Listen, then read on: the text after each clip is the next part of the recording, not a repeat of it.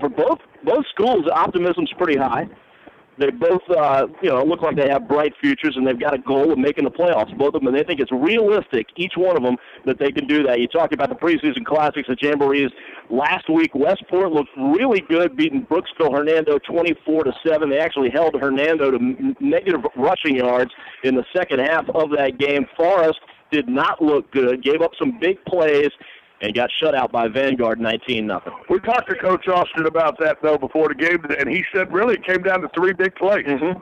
That 19 points really came down to 3 big plays, and Vanguard hit on them. And that he wasn't overly concerned because he thought his guys marched the ball up and down the field, just couldn't poke the ball in the end zone, but it was a Jamboree, and he's senior-laden with this football program. Yes. Remember 3 years ago when he took over, it was a babes in the manger type deal. But now he's got a bunch of men now as seniors on this football program. Well, there's no question. Both these schools, in fact, have coaches that feel like they have these programs on the rise. You talked about Skip Austin. This is his 3rd season, about to kick off tonight. Matt Franklin on the other side with Westport, just his 2nd season, but he has talent, and he's certainly got a winning attitude that seems to be pervasive with the Wolfpack right now. Kid that I saw grow up in front of my eyes the last 3 years plays nose guard for the Forest Wildcats, Devontae Jest. Yes. By the way, a Georgia Southern commit. I just want to go ahead and get that out there. You mean it took all of 3 minutes before Georgia Southern worked its way into the broadcast? Just wanted to remind you. Are you kidding me? We have a Georgia Southern commit, a D1 commit at Georgia Southern, Devontae Jest, who, as a 10th grader, I thought was one of the better defensive players in the county at the time. Yeah. I asked Coach Austin exactly about Jest. Has his ego begun to take over? And his reply to me was, not at all. Not at all. Well, in my mind, you got to have a little bit of ego. You got to have a little bit of chip on your shoulder. But Devontae's keeping it all in check, no question about it. This guy is scary. Devontae Jest is a scary football player. He's about as good as any player in Marion County, I think, this year. I would definitely agree with that. And Austin, is this the year that Austin has to get it done, or people start talking about hot seats? Well, that's one of those things you put out there. How many games do you have to win to make yourself feel comfortable in your job and that kind of thing? I think some of the keys are, you got to have a winning record. They didn't have that last year. Maybe you got to make the playoffs. They didn't have that the last 3 seasons. Then there's that last part of it. The last part of the equation is maybe you don't win very many games at all, but at the end of the year, what if you beat Vanguard? Does that save your job? So, that's one of those things. We may not even be in a situation where, Skip Austin's job is hanging in the balance, but who knows? We're not the guys that make those decisions. Westport in a new division district this year got last year they had a lot of travel time with the district they were in. This year they're in a more local district with the likes of Hagerty, Ocoee, teams in the Orlando area, Edgewater. And one good thing was only one team in that district last year had a winning record. Yeah, how about that? That district was Orlando Edgewater, was the only team in that district, like you mentioned, that had a winning record last year. All the rest of the teams combined were 11-39. That's the district that Westport's going to be playing in this year. So that may help with a team that's gaining some confidence, gaining a little momentum, putting it together talent-wise.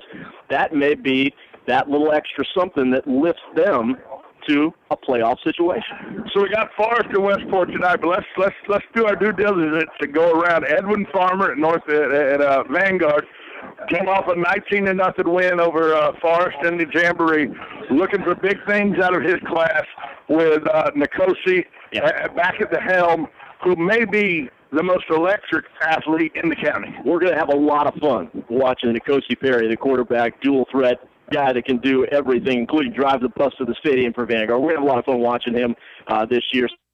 If you look around the county, Vanguard, obviously North Marion, the class of the county, at least as it appears going into the season, and that's pretty much the case. Heartbreaker at Booker T. 9th grader snapping the ball, 9th grader holding the ball.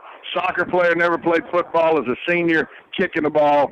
They can't get the kick done right, and they lose by 1 point to a team that's nationally ranked and has lost in 42 football. Yeah, you're talking about North Marion. North Marion. In their preseason classic last week. In fact, we'll get into this maybe a little bit more at halftime. It was a week of heartbreaks in a couple of different ways for North Marion High School last week. Yeah. It's a good thing that preseason classic did not count. But what I think it did do for them is showed them and showed the rest of us that team can play with anybody, not only in the county or the state, in the country maybe. Yeah, that could be a special team. And then, how the fortunes have turned at the school over off Easy Street, Trinity Catholic. Trinity Catholic, of course, with a brand-new head coach this year, and for the first time in nearly a decade after John Brantley retired. And John Brantley had been on the sidelines under Kerwin Bell as well. That's right. So the local connection gone off the Trinity sidelines. And by the way, Trinity got blown out by Buchholz in their preview game, and they opened the season against defending state champion Trinity Christian. And that is tonight. We'll keep you updated on that game and all the other Marion County games tonight. But Joe Sturdivant, the brand-new head coach at Trinity Catholic, trying to carry on the tradition of winning that has really been a habit over there for Trinity Catholic for many, many years, a couple of state titles. And can he continue that tradition on? We will see. Well, partner, I'm getting excited. There's a feel in the air. It always happens every year. You get that feel. You get antsy. You just can't wait. And you can take the football player out of the game, but you can't take the game out of the football player. And I'm jazzed. I may start hitting you and Richard right here in the press box. If that happens, that's one. You make it hit back. Well, just fair warning. I've been double teamed before. I'm just going to tell you. Okay.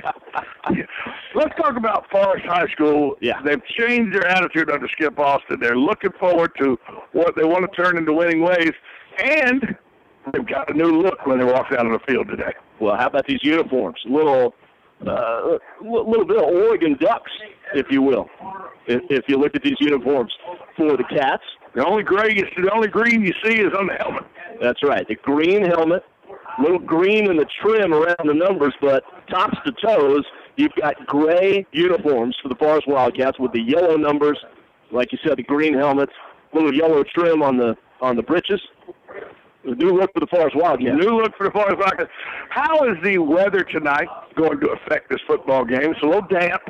Clouds in the sky. Looks like that we may not be done with the rain here. How's that going to affect each side?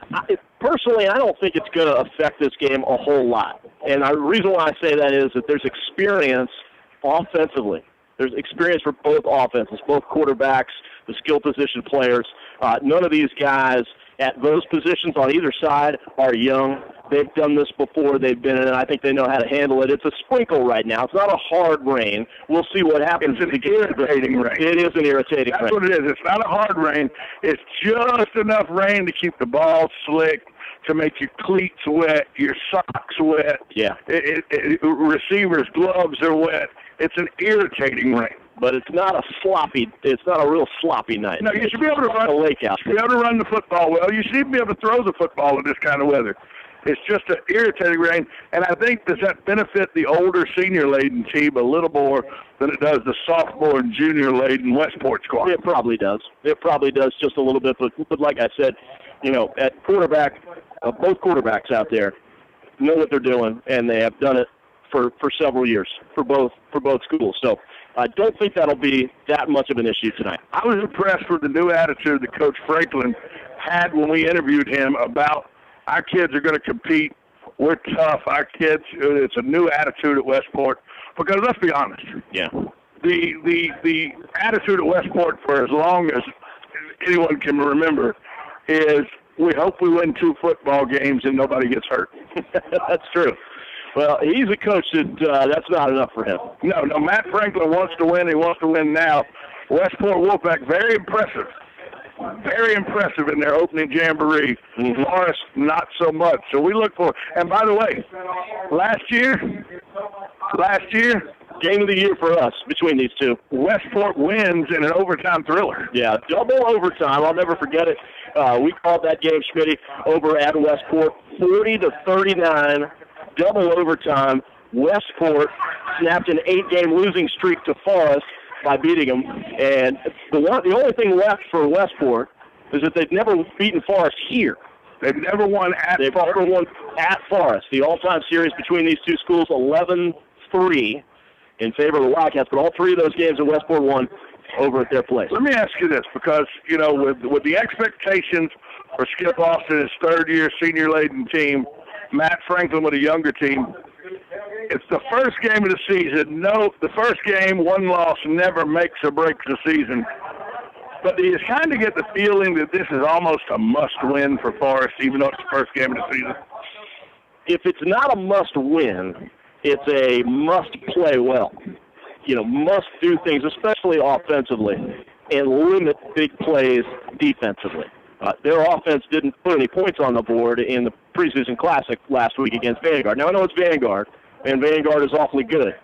But you've got to do something. You've got to give yourself some confidence and self-belief that you can score and you can move the football against good schools, and that's what Forest needs tonight. This isn't a district game, but it is an important game in terms of confidence, getting the feel for being back in the action in a regular season game. So the fact that it's not a district game doesn't make it a must-win.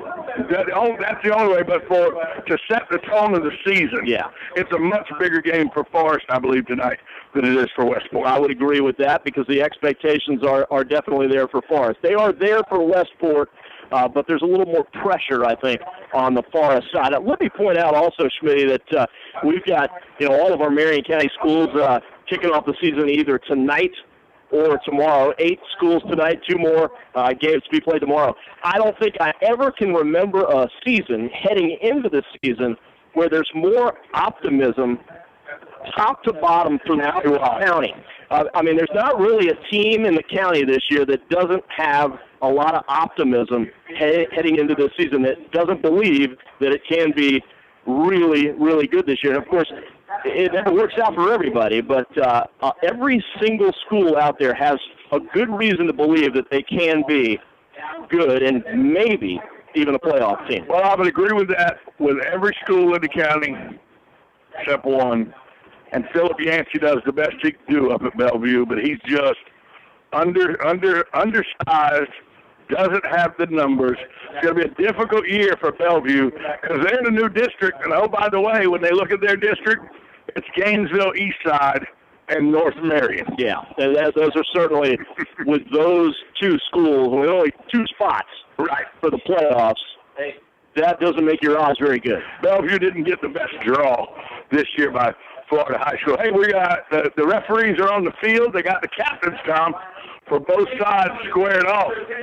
We're going to go ahead and take a 4-minute timeout. We'll take a break, get the national anthem out of the way and the coin toss out of the way. We'll be back next for the opening kickoff of the opening game of the Marion County Friday Night High School Game of the Week. Forest High School versus the Westport Wolfpack right here on The Source. Something green. When you were a kid, you had all sorts of toys. Toy cars, boats, trucks, entire toy boxes full of fun. Of course, you never really outgrow your toys, do you? It's just that now, instead of a box full, you have a garage full. Cars, trucks, boats, motorcycles, ATVs, and more. As you get older, your love of toys just gets stronger. So protect those toys the best way possible by switching to Allstate. An Allstate agent can help do the switching, paperwork, bundle all your policies together, and even find you a bunch of discounts. So if you love your toys, make sure you protect your toys by making one call to an Allstate agent. Protect all your toys with Allstate and the McDonald Agency. Established in 1985, we have offices in Ocala and the Villages to better serve you. Give us a call at 622-2333. Subject to terms, conditions, and availability. Are you in good hands?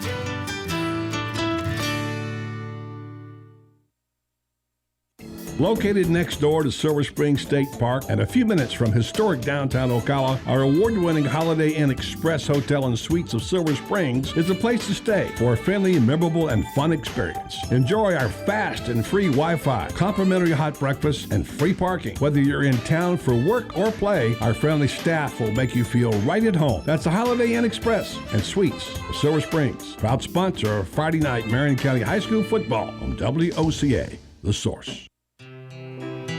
Central Florida is well known for our love of horses, and here at Seminole Fence Company, we have over 20 years of experience in providing quality fence products and services for farm and residential properties. Let us surround your property with a fence that provides privacy, security, and of course, stunning appeal. Don't wait. Contact us today at 352-208-0959 for a free estimate. Seminole Fence Company, working hard to build fences, working harder to build relationships.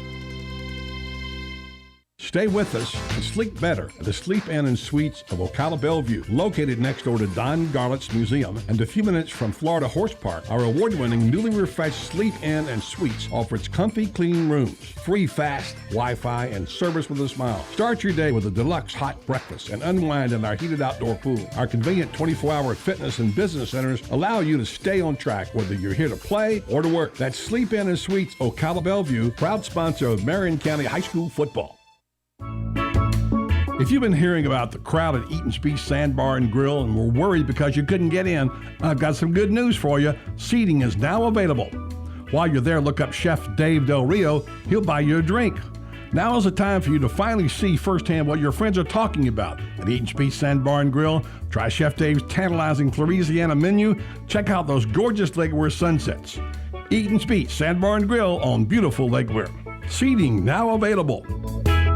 Your quality of life is meant to be fully enjoyed each day. The doctors at Ayers Global understand that and strive to provide a quality of life for you that has no equal. Ayers Therapeutic Services combines naturopathic and family medicine to help all your health needs. Diabetic management, hypertension, pain management, and anti-aging are just a few of the services offered by the Ayers family. Call 352-512-0222 today, and Ayers Therapeutic Services will help you begin to understand that better health begins with you. People make all kinds of mistakes with life insurance, like having some coverage but not enough to keep your family in the house, or only having life insurance through work and then losing your job. Want to avoid those mistakes? Get an Allstate agent. They can help you get the coverage your family needs at an affordable price. Are you in good hands? Hey, this is Kevin McDonald. Make your family your priority. Let's get together and review your life insurance today. Life insurance offered by Allstate Life Insurance Company, Northbrook, Illinois, and Lincoln Benefit Life Company, Lincoln, Nebraska. Money. Welcome back to the Marion County Friday Night High School Game of the Week. I am Tom Smith along with my broadcast partner, Tom James. Tom, the national anthem just went off. They've done the coin flip, and I'll tell you, with about 3 or 4 seconds ago, the national anthem, the goosebumps showed up because it's time. Yes, sir. The lights are up. A little bit of rain still coming down, but not a whole lot. We're going to have football tonight here. Week 1 of the high school football season, the McDonald Allstate Agency Marion County Friday Night High School Football Game of the Week. I'm Tom James alongside Tom Schmitz, and of course it is the Westport Wolfpack visiting the Forest Wildcats to kick things off tonight. Head coach Matt Franklin in his second season with Westport, and the third-year man, head coach of the Wildcats, is Skip Austin. Of course, these two teams, as we mentioned, met last year, a double overtime thriller at Westport that the Wolfpack won 40-39. We are just about ready for kickoff, Schmitty. Westport will kick off to Forest, and the Wolfpack in the road white uniforms with the teal and black trim. And as for the Forest Wildcats, we talked about their new uniforms in the pregame show, the gray uniforms, tops and bottoms, with the green and yellow trim. So the Wildcats will be going from left to right on your radio here in the first half, left to right for Forest, as we are just about set for kickoff. High school football, here is your... And here it comes. Leave it, on your way. Kyle Hayworth, the man with a straight-on kick, and he shanks it to the far side. It is taken at about the 35-yard line by Forrest.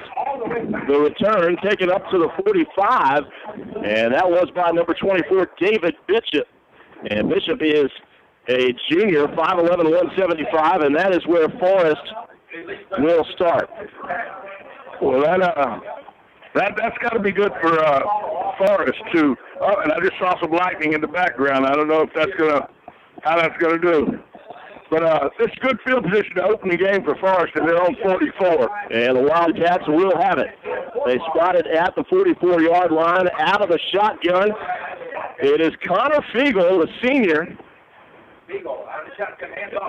And he hands off across midfield and into Westport territory. It is Williams on the carry. That's great to get that kind of play under your belt to start the game. 16-yard game like that takes the Butterflies right away. Right down to the 40-yard line of Westport. A 16-yard pickup, like you mentioned, Schmitty. And the Wildcats have the ball now in Westport territory with the first down. So positive yards on the first play from scrimmage, and we are underway in high school football season, partner. Another handoff up the middle. Looks like Williams. And he picks up about 5 down to the 35-yard line. And you've got a fired-up offensive line right now for Forest. Looking excited. Other games that we'll keep an eye on tonight, score-wise, Bellevue at the Villages, Crystal River at Dunellen tonight, Lake Weir down in the Keys visiting Key West, Ocala Christian at First Academy, Trinity Christian at Trinity Catholic, and Palatka at Vanguard tonight. We'll keep you updated on all those scores throughout this game. Fiegel on 2nd and 5, back to throw. The ball is tipped in the air, and it falls incomplete just in front of intended wide receiver J.J. Varney. Tyree Jones in there quick all over Fiegel. And it was Jones, it looked like, that had that deflection, I believe. I got to look, make sure there's no delicious on either of these teams. There are moments throughout the last 4 years, Schmitty, that we'll never forget on the air. Oh, it could be a MasterCard priceless moment a couple times. We'll probably have a few this year. This is way too inside. Third down at 5 for the Wildcats at the Westport 35. And the handoff this time is C.J. Motley. And Motley down close to a first down. All depends on the spot. And that is the first carry for C.J. Motley. Well, I can't believe they're not going to measure this. That's right on the line marker. And it's going to be short. So Motley did not quite get first down yardage. Motley, of course, a new player for the Wildcats this year. He's a transfer from Bellevue. And it's going to be 4th and less than 1 for the Cats. And Fiegel takes it up the middle on the quarterback keeper, and he's got easily enough for the first down. Picks up about 2 down to the 28. So first down for Forest. That's what you want your senior quarterback to do. Take it right off the center and get you the first down. That's what seniors do. And Connor Fiegel coming over to the sidelines to get the instructions from head coach Skip Lofton. Back out there, first down at 10 for the Cats at the Westport 28. And so far, a 4th down conversion for Forest on this opening drive, and they've moved the ball well against that Wolfpack defense. Connor Fiegel back to throw, looking for it all in the end zone, caught, and a touchdown for Forest. There is a flag on the field. And I bet you're going to see holding. Well, Varney had outrun the defenders, but it is against the Wildcats, and that one is coming back. The left side tackle hugged the defensive end like they were prom dancing. Beautiful play, got the crowd fired up, but it's coming back. Would have been a 28-yard touchdown pass play from Fiegel to Varney, but not to be. I was watching the offensive line the whole way, and that literally could have went down as a Tennessee waltz the way he had him wrapped up.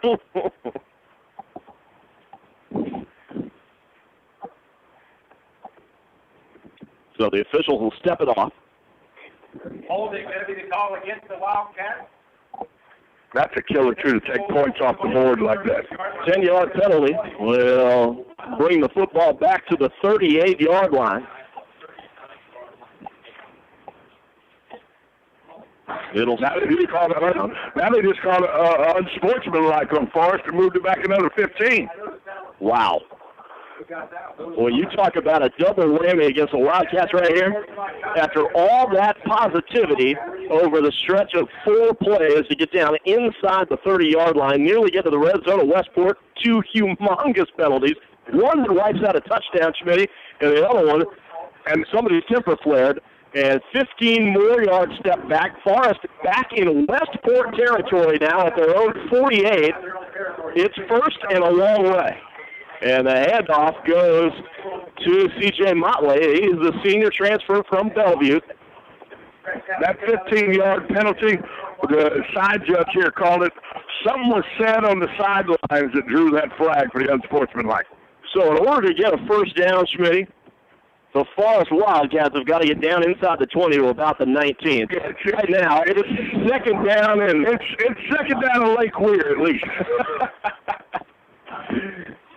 A gain of 1 that time by Motley. They may need to be at the beach at Eaton's Beach to get a first down from where they're at right now. I've got friends out there at Eaton's Beach. Yeah, that's right. Motley picked up maybe a yard on second down, on first down, as it were. Fiegel back to throw. A little screen pass, a little dump off this time, and it's Jonathan Williams. He picks up good yardage. Picked up about 12 yards, Schmitty, down inside the 40 to the 39. And so that makes it a little bit more manageable. So maybe that's third down at Silver Spring Shore. Well, yeah. Well, now they're probably where they're at right now. It's third down at Scott Kerrigan Park. From Florida side. You're headed the other way now. Yeah, well, that's where they're traveling, towards Scott Kerrigan. That's right. Third and, to be official, 20. You got to get down to the 19, just inside the 19. Do the Wildcats. 3 wide receivers, 4 wide receivers, 2 to each side. Fiegel out of the gun, looks downfield to his left, now looks to his right. It's caught for a moment and then dropped, but a flag comes out down inside the 5-yard line. Pass was in. What is he going to call? Jonathan Williams. Williams had it, dropped it, but I don't think it was interfered with. If this is pass interference, it took less than half a quarter. That's all I'm going to tell you. And that is exactly what it is, Schmitty. So, are you kidding me? Wow. Well, there goes the new leaf. That was a horrible call. That's a terrible call. Well, let's see where they end up spotting the football, Schmitty. They needed 20 for a first down.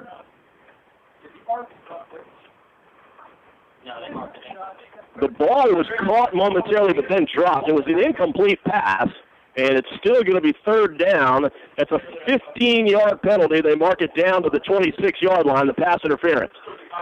That is a horrible, horrible call. So third down and short 8. Underthrown ball, Westport guy turns around. He's got as much right to that position and the ball as the Forest kid does. And to get a referee to take that ability away from him is horrible. This possession has taken us down the field, back up the field, and down the field again. Here's Fiegel under pressure, eludes it, gets it off, and it is caught, and it is enough for a first down to the near side. The receiver, Harley Hudson, he's a senior, lots of experience on this offense, and how about the presence of mind to avoid the rush and find his man Hudson for the first down. That's tenacity by Fiegel to keep the play alive, to elude the pressure, and then find an open guy. Wow, Harley Hudson, great catch. He ran the button hook, and it was there in plenty of time to beat the defender, caught the football, got it down to the 17-yard line, and that's where it's first down at 10 for the Wildcats. 3 wide receivers, 1 in motion. That's Kenneth Franklin. 2 in the backfield. Fiegel, out of the shotgun, hands it off to Motley, who stumbles and is stopped in the backfield. Well, of course, you're having first game jitters, Tom. The clock doesn't seem to be involved in the game. It reads 8:16 right now, but it did not look to be ticking. It hadn't ticked in a while.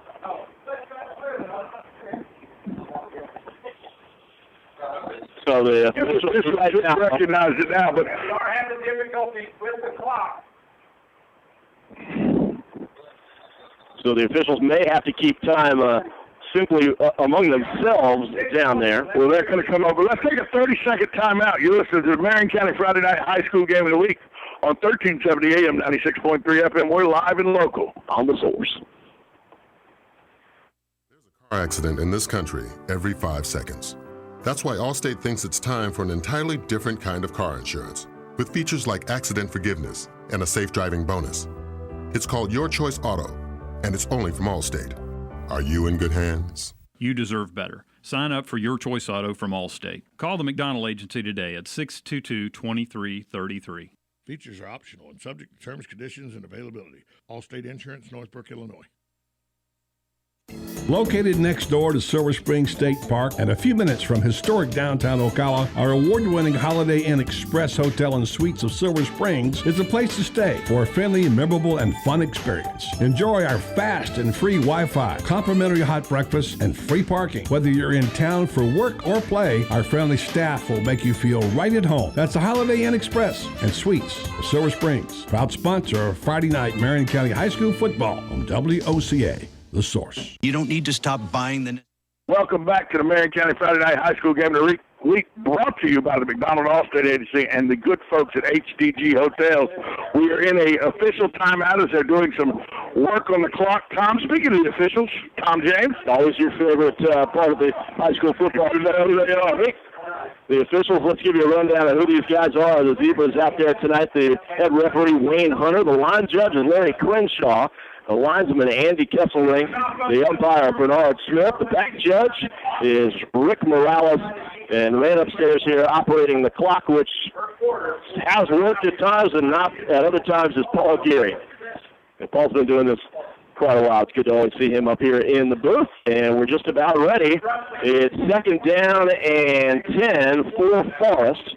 They've got the football just inside the Westport 17-yard line.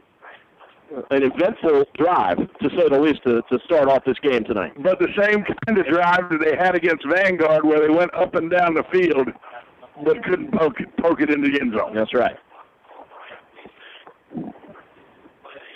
Would be a big confidence boost. Needless to say, for Forrest to score in his first possession after not scoring in his preseason game last week against the Knights. Spiegel out of the shotgun, signals his man to come in motion. That is Farney. Spiegel back to throw, looking to the end zone. Is it Farney? No, it's caught out of bounds.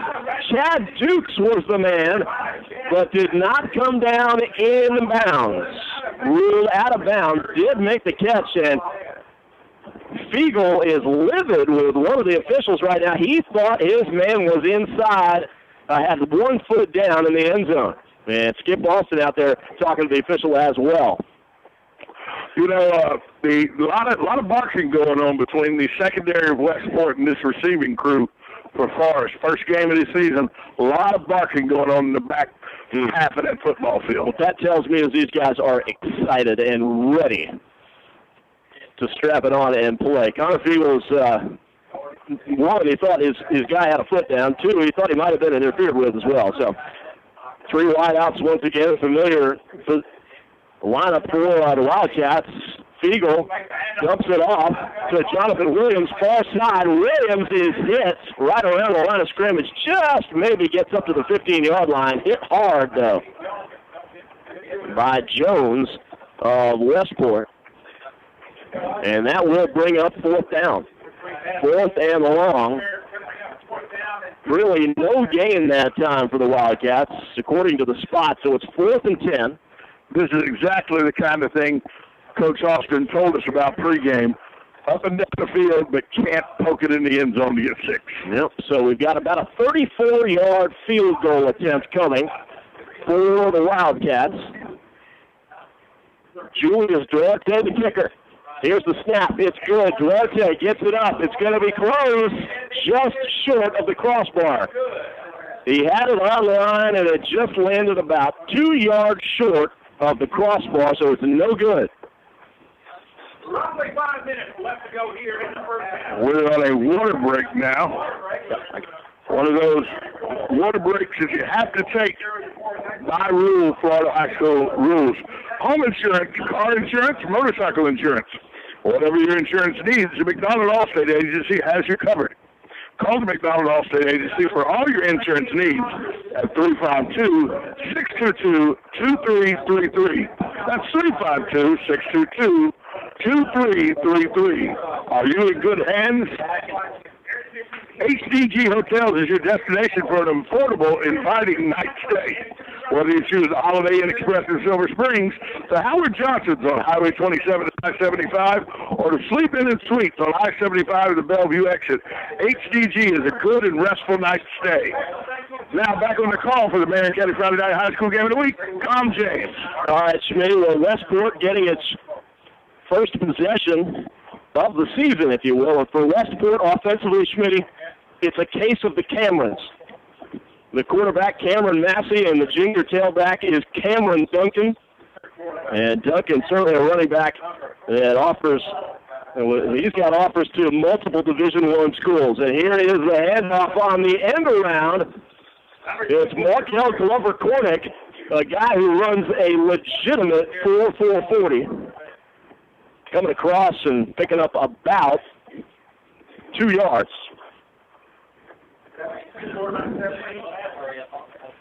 They're coming quick, Tom, with the hurry up. Wasting no time. It's Glover Cornick in motion. The snap was bobbled, and the handoff at Forrest. The pursuit was there early. Connor Johnson, the linebacker back there, tackling the running back for a 2-yard loss, and that'll bring up third down and about 12 for the Wolfpack. Really impressive with how Forrest got right into the gaps, filled those up, and shut that play down before it ever had a chance to get started. Forrest running your basic 4-3. And Massey rolling right and is thrown down in the backfield by Matt Sweat, the junior defensive lineman. Massey never had time to really even look down the field, Schmitty, before Sweats was gobbling him up for a huge loss of about 10. That was a great play by Sweats, but I'll tell you, some of that thanks can go to number one on that defensive line, who was double teamed just then and allowed Sweats to get off the ball. Number one on the Forest Wildcat defensive line, Devontae Chess.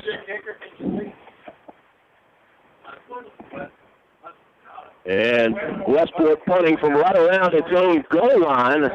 Well, let's see what it shot his foot and out of bounds on the far side, just beyond the 30-yard line. So good. He didn't even quite get it to the 30, Tom. Good opening possession that time by the Wildcats defensively.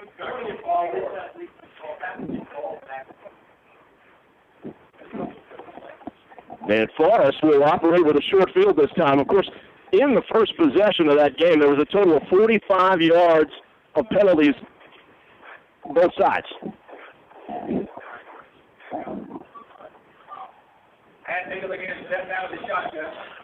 Of course, we got whistles. As the Wildcats getting ready to run first down on the Westport 30-yard line. Remember, it's the first game for everybody out here tonight. So Fiegel out of the shotgun, hands off. And it's Motley picking up about 5 yards off a left tackle. Down to about the 25-yard line. They may give him 6, and it'll be second down and 4. C.J. Motley, his first game in a Wildcats uniform. Played with the Rattlers of Bellevue before transferring in the offseason. Yet another blow to Philip Yancey's Bellevue Rattlers. That's right. They'll give him 7 on that run, and it's second down and 3. 2 wide receivers to the far side, 2 to the near side. The handoff this time, and it's Motley up the middle, right down to the goal line. And they will spot him inside the 1.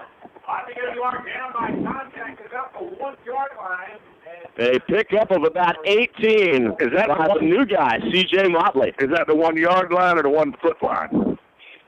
They are officials standing inside the 1, so. That was just really, really, really good, hard-nosed football running right there. It is first and goal for the Wildcats. Picked up good yardage on its first possession, but couldn't get any points out of it this time. They're knocking on the door. First and goal for the Wildcats. The ball spotted at about the They have moved it back just a little bit. The officials put it just outside the 1 yard line, Schmitty. But again, 4 wide receivers with Motley in the backfield, and Fiegel going to come under center, and he's going to keep it himself. Did he get in? He did. The official on the near side signals touchdown. And Forrest is on the board for the first time in 2015. That's what you want your senior to do. We saw him do it on a 4th and inches play. He gets down a yard from the end zone, calls his own number 4, makes sure, hey, I'm the senior. It's on me to get this done, and gets the touchdown. And like you mentioned, Fiegel with a keeper on the first possession, got him a first down. This time the keeper gets him in the zone for the touchdown.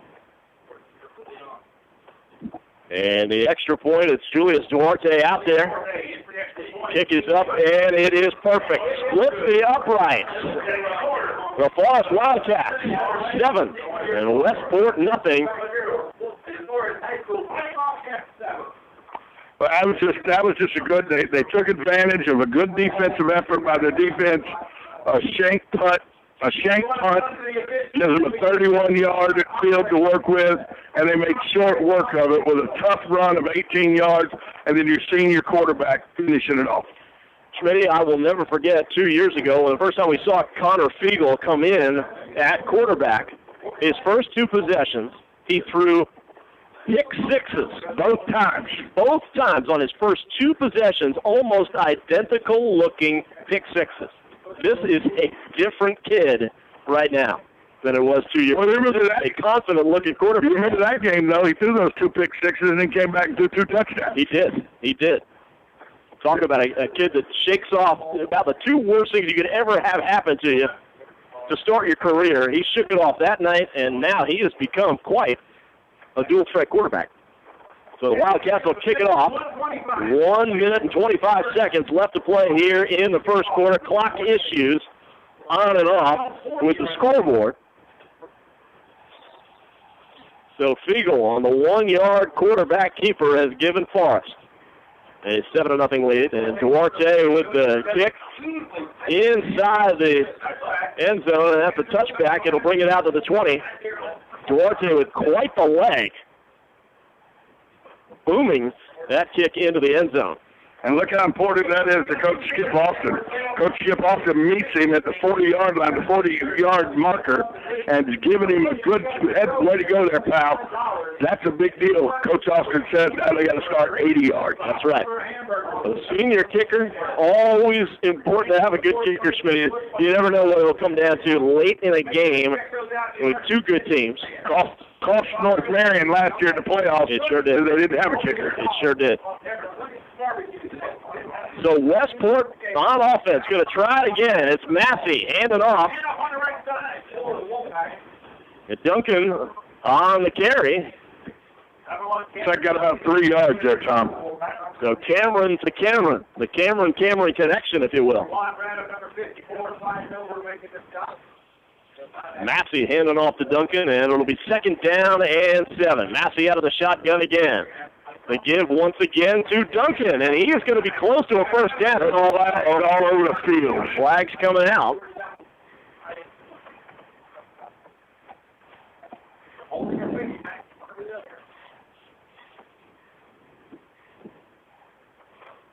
To see both flags on each side of the field like that. The officials talking it over. Maybe a formation. Somebody not set. Let's see. Oh, face mask on the defense. And it is against Forrest. So that will most assuredly move the chains, whether or not there's a first down or not. The 15-yard penalty, and that is tough to take for Skip Austin. As the ball will get marched up to the 45-yard line, and as Westport with that gift, followed by the nice run by Duncan, and almost has it to midfield, and it's first down at 10. Couple of wide receivers to the near side. 2 backs in the backfield, and he gives it to the up man. It is Duncan. Duncan across midfield, down inside the 45 and nearly to the 40. And he's got another first down. They'll spot it at about the 41-yard line. He lowered his shoulder and rolled over 40 for Forrest. Rolled him right over. That's a good, hard run. One of the reasons why Cameron Duncan has offers from a couple of Division I programs for next year. Up the middle this time, Duncan, not much. And it'll be second down at about 9. We'll give him 1. This may be the last play of the half. Westport doesn't look like they're in any hurry to get more than one play off. They are going to snap it looks like. It's Massey out of the shotgun, near side with the football. C.J. Williams. He's met by Connor Johnson, who stood him up. It was Booker, Akio Booker, the ball carrier that time, and he picks up about 6, but it'll be third down, and that is the end of the first quarter, Schmitty. Forrest 7, Westport nothing on the McDonald Allstate Agency Marion County Friday Night High School Football Game of the Week. Let's take a full timeout. You're listening to the Marion County Friday Night High School Game of the Week, brought to you by the McDonald Allstate Agency and HGG Hotels, right here on The Source. Who doesn't love heading out on the boat with a family, hitting the ATV trails with friends, or blazing new stretches of highway with riding buddies? Your toys are your ticket to outdoor fun. At the McDonald Allstate Agency, we get to know you and help make sure you have all the right coverages. Plus, when you bundle your coverage for your car and your home with your boat, motorcycle, RV, or more, you can save up to 30%. So call the McDonald Allstate Agency today at 622-2333 or stop by one of our 2 Ocala locations at Calla Hills or the Jasmine Square Plaza. Subject to terms, conditions, and availability. Savings vary. Stay with us and sleep better at the Sleep Inn and Suites of Ocala Bellevue, located next door to Don Garlett's Museum and a few minutes from Florida Horse Park. Our award-winning, newly refreshed Sleep Inn and Suites offers comfy, clean rooms, free fast Wi-Fi, and service with a smile. Start your day with a deluxe hot breakfast and unwind in our heated outdoor pool. Our convenient 24-hour fitness and business centers allow you to stay on track whether you're here to play or to work. That's Sleep Inn and Suites Ocala Bellevue, proud sponsor of Marion County High School football. And we're back live to start the second quarter. Massey with a pitch back to Booker, who fumbles it momentarily, is able to get back to the line of scrimmage and maybe picked up a yard. That is a killer, though. It's brought down by O.J. Tucker, the defensive back for the Wildcats. If he doesn't mishandle that football, he had this corner. If he hadn't mishandled the football, I believe he gets to the corner and possibly a first down. And now we've got a situation where it's 4th down and a long 4, close to 5 for Westport at the Forest 35, and they're going to go for it, Schmitty. Massey out of the shotgun, looking to throw, in trouble, fumbles it, the ball was knocked loose, and I think Massey fell on it. But nonetheless, it will be Forest Wildcats football. Massey did recover his own fumble that was knocked loose. It was loose by Matt Sweat. Yep, Sweat. Yeah. Sweat's with a big sack earlier in the game in the first down. Or in the first quarter. He just reached in there and stripped that ball right out. So it will be Forest football. First down and 10 at its own 37-yard line. Connor Fiegel back out there. The Wildcats lead it 7-0 in the opening minute of the second quarter. Fiegel talking to his wide receivers, and there's movement on the line.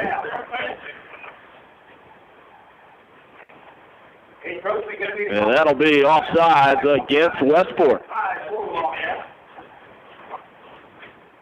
So they march it ahead 5 yards up to the 42, and it'll be first down and 5 for Forest. 2 wide receivers to the near side, 2 more to the far side. Fiegel, again, out of the shotgun where he is most comfortable.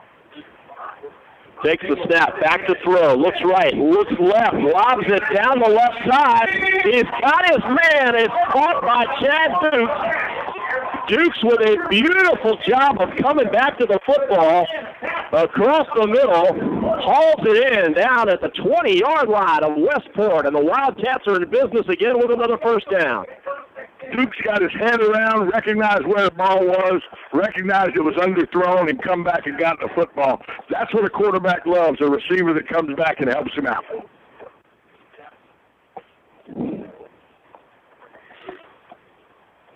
So here come the Wildcats again with just under 11 minutes left to play here in the first half. Beagle again with the 4 wideouts. Hands off. It's Jonathan Williams again. And he picks up maybe one. Deshaun Blunt was right in there to grab that right with a little to no gain. So Blunt on the tackle. We got an official timeout on the field. Trying to get the stick set, I would guess. You talk about Deshaun Blunt. One of the guys that are integral to this game, Kevin McDonald, over on the sticks on the far side. Second down and about 9-4 Wildcats. And that's one official you might not badmouth tonight. He's working the sticks. You don't really count that. Okay. Beagle keeping it this time himself. Left side down inside the 20 to about the 15. That's a senior right there telling you, look here, boys, follow me, follow my lead. Number 55 sliding in there, Brenton Hall making the stop. And that'll bring up third down at 5 for the Wildcats at the 15-yard line. Just under 10 minutes to play in the half. Cats lead at 7-0.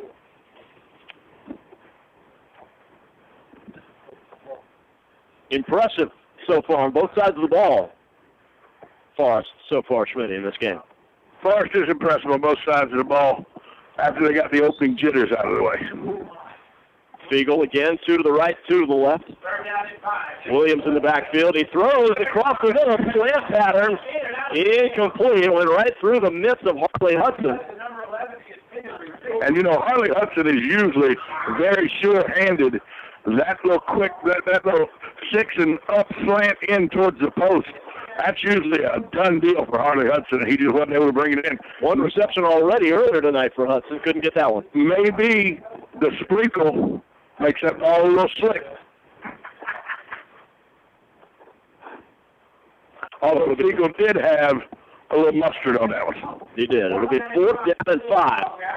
And the Wildcats never thought twice about this. They're going to go for it. 1 wide receiver this side, 3 to the far side in trips, and Fiegel's rolling that away.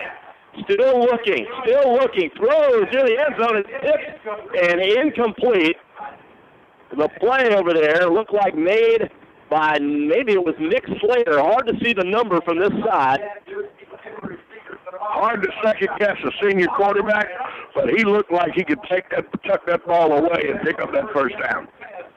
He looked like he had the corner, and he could have got that first down, but hard to second-guess a senior quarterback. So on the incompletion, Forrest turns it over on downs. You think that Westport's inability to move the ball against this Forrest defense made Skip Austin's decision to go for it on 4th down a little easy? It may have influenced that decision, no question about it. As Massey out of the shotgun hands it off to Markel Glover-Court. He's the speedster. He's touched the ball twice tonight, and both times on that end around, and he's run out of bounds on the far side, picked up 1, maybe 2 for Glover-Court. That was a 42-yard, 2-yard gain. And you talk about the Wildcats and their ability to move the football tonight. They have been inside the red zone 3 times and have but 7 points to show for it. A missed field goal, then the touchdown, and this time they turn it over on down.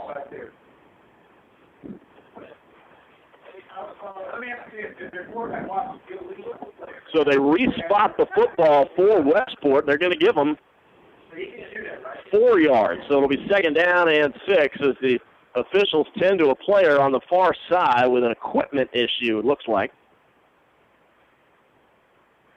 And now the officials walking back over to the sideline to talk to Matt Franklin. So we're going to Chili's tonight later. Yeah, sounds good to me. They got all-you-can-eat wings. All right, I'll see you there. That may or may not have been the conversation that was just going on right there. with the head referee and Matt Franklin, the coach at Westport. Do you have any insight on that, though? I said that maybe. What's your hunch? I'm not that good at. Wow. I think instead the conversation was how far back are we marching Westport with a penalty? And Schmitty, I didn't see what the call was. It was unsportsmanlike conduct after the ball was blown dead. Could have been an equipment issue that the kid didn't fix, though, and they throw a penalty on that sometimes. So it's second down and about 16 for the Wolfpack at their own 9-yard line. Massey takes the handoff, stopped in the backfield down near the goal line. That is the danger zone in there. And a great pursuit by Tyler Smith of the Wildcats. That's not what you want to see if you're the Westport head coach. Your team going backwards. Now this Forest defense, Chest, Sweats, Smith, and others have been in the backfield a number of times so far in this first half. Great pursuit. So now it's third and a long way, and the handoff. It's Duncan. It's Cameron Duncan. All the way down the sidelines. Touchdown, Westport. 98 yards. 98 yards, Tom, and there's no flags anywhere on the field. Cameron Duncan. What did Skip Austin say hurt him last week? 3 big plays hurt him last week. Exactly right. That's 8 yards. It only gets 2 yards bigger than that in the entire game. Cameron Duncan right up the middle and right past the Forest defense. And it was a foot race from that point on and all the way down the field. They weren't getting any closer to him. No, he wasn't making the opening bigger, but they weren't gaining. And Cameron Duncan. And they are an extra point away from tying this football game. And the kick is up, and it is good. And we are tied at 7. Wow. As Kyle Hayworth boots it through, and we were just talking about how good a job Forrest was doing defensively on disrupting everything that Westport was trying to do offensively. Until, like you said, the one big play struck, and that is what killed Forrest last week against Vanguard. Well, the end-around play and the edge plays have been getting the safeties to stretch a little farther and a little farther and a little farther out. The safeties pushed up to try to make sure that the corners didn't get caught, and they came right up the gut through the middle of the field. And once you get past the linebackers, it's you and the end zone. You might want to keep an eye on that name, Cameron Duncan, the running back from Westport. He's gotten offers already from Division I schools like Virginia. The Cavaliers are looking at him. The Mountaineers of West Virginia, who they're letting West Virginia this year opens up with Georgia Southern. How did I know? How did I know? In case you were wondering about West Virginia's first game. Yeah. 123 yards already on the ground for Cameron Duncan, 98 of them on that run. And the kickoff bobbled down here initially by C.J. Motley, picks it up and gets it up to about the 25.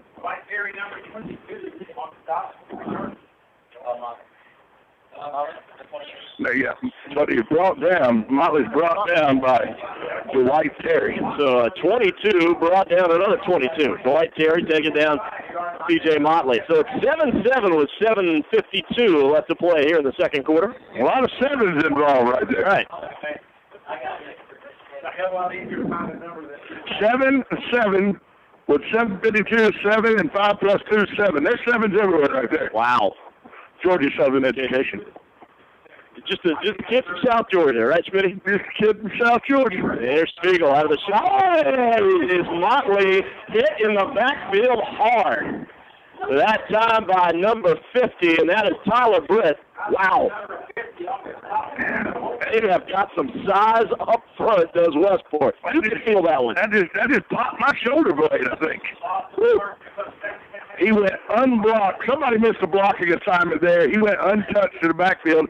Fiegel almost handed him the football. Let me tell you something. C.J. Motley's going to be, that shoulder's going to be buzzing all weekend. So second down at 12. Chad Dukes in motion. And a little sweep. It's Dukes taking it. And a handoff from Fiegel. Going to be a loss. As we hit the 7-minute mark here in the second quarter. Loss of 2 on that play. So a couple of 2-yard losses for the Wildcats on their first 2 plays from scrimmage on this possession. You know, the sideline looks a little stunned. These kids look a little stunned after that 98-yard run when they looked like they had Westport right where they wanted them. Yep. You got to shake it off, though, and continue playing football. A lot of game left. Ball on the 22-yard line for the Wildcats. 4 wideouts. For Fiegel. He looks near side. Never thought twice about it. It's intercepted. In and out of the hands of Williams and all the way down. Dartavius Walker. It's Walker down inside the 5. And a touchdown. How this game has changed in less than 60 seconds. Wow. Connor Fiegel threw left side and had it right between the numbers of Jonathan Williams, and he must have heard footsteps. I mean, that went right in and out of his hands and right into the hands of Walker, who walked into the end zone for a touchdown. Shook off a tackler and made it in. Was not going to be denied for that pick 6. And the extra point is blocked. Blocked that time by number 8, Steve Deaches. Number 8 comes flying in off that right side. So that'll leave us in a 13-7 game in favor of Westport. My, how things can change quickly in this football game with a long 98-yard touchdown run by Cameron Duncan a moment ago for Westport. Now a pick 6 as Fiegel's pass is tipped, deflected, and taken back for a touchdown. It's 13-7 Westport. Home insurance, car insurance, motorcycle insurance, whatever your insurance needs, the McDonald Allstate Agency has you covered. Call the McDonald Allstate Agency for all your insurance needs at 352-622-2333. That's 352-622-2333. Are you in good hands? And now back on the play-by-play, Tom James. All right, thank you, Schmitty. 6:18 on the clock left to play here in the second quarter. Here's the kickoff taken by the up man at about the 37-yard line, and up across the 40 goes number 24, David Bishop of the Wildcats. Good starting position again for Forrest. The question is, they've had the ball 4 times now. Missed field goal, touchdown, turnover on downs, pick 6. Eventful, to say the least, for Forrest offensively in this ballgame. But the good news for the Wildcats is still just the second quarter, and they have indicated to all of us that they can move this football. HDG Hotels is your destination for an affordable, inviting night stay. Whether you choose the Holiday Inn Express in Silver Springs, the Howard Johnson's on Highway 27 at I-75, or the Sleep Inn and Suites on I-75 at the Bellevue exit. HDG Hotels is a good and restful night stay. Now back on the call from the Marion County Friday Night High School Game of the Week, brought to you by the McDonald Allstate Agency. Here's Tom James. Thanks, Schmitty. We had rain that delayed the kickoff of this game for a short time earlier tonight. It has stopped and stayed away thus far, so that's good news.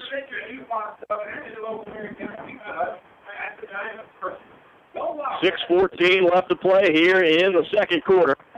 And Forrest with the football back after giving up 2 quick touchdowns, trailing at 13-7 now. And Connor Fiegel this time going to take it from under center with 3 wide receivers. Fiegel pitches back to C.J. Motley. Motley running right side, across midfield, close to a first down near the Westport 47-yard line. Brought down by Dartavius Walker and Amiri Jenkins, both on the tackle there. Whenever, though, you're making tackles, when your secondary is making the tackles, that's not what you want your defense to have to do.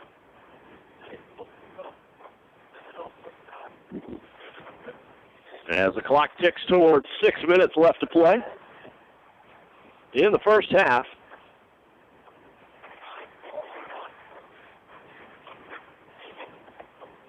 And it is indeed a first down for the Wildcats. Fiegel out of the shotgun. Hands off, fakes the handoff to Motley, keeps it himself. Across the 40, a flag comes out. Wondering if that's not a face mask against Westport, as Fiegel was brought down just inside the 40-yard line. We'll see what the call is from the official. And instead, it is holding against the Wildcats.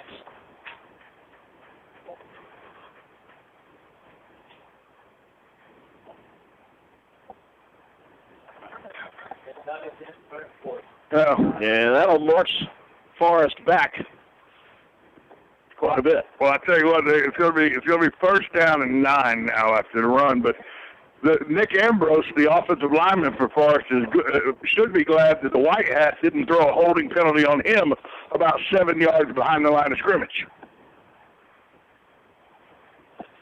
First down, we'll call it a long pin for the Wildcats. Back out of the 47-yard line.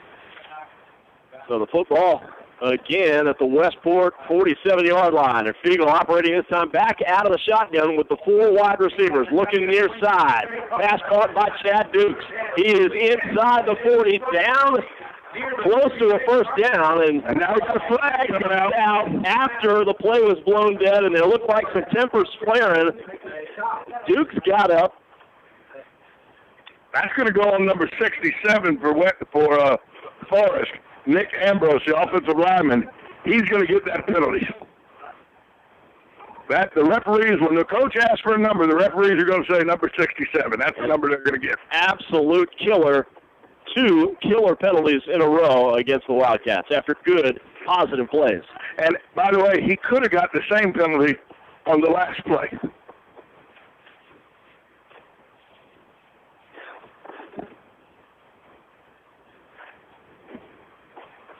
And the football gets marched backwards once again, back across midfield. They will spot it at Forrest's own 49-yard line. And that was a dead ball, so it does happen after the play was over, so it is second down.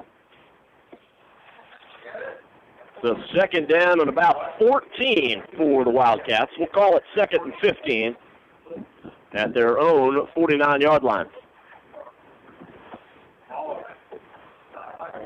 Wildcats have got to get down to about the 37 for a first down, just inside the 37-yard line. Fiegel back to throw. Looking long, down the far sideline. He's got it. Flag comes out. Wow. J.J. Varney was the intended wide receiver. And the trailing referee has just bailed Forrest out again.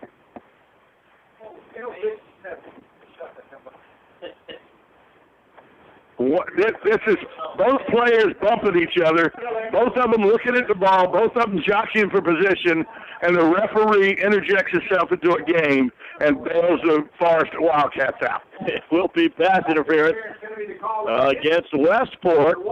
And then they had a personal foul against the Wolfpack. Sportsmanlike conduct against Westport as well. So this will be a first down for the Wildcats, and they'll get back into Westport territory. The unsportsmanlike I can't argue with, but that is a cheap pass interference penalty. So Forrest will have it first down and 10 at the Westport 35-yard line. Check that. They're going to add to the second penalty. They're going to tack on another 15 yards. And that'll put the football down at the 20-yard line, Schmitty. And a first down. So thanks to those penalties, that's a 31-yard pickup for the Wildcats.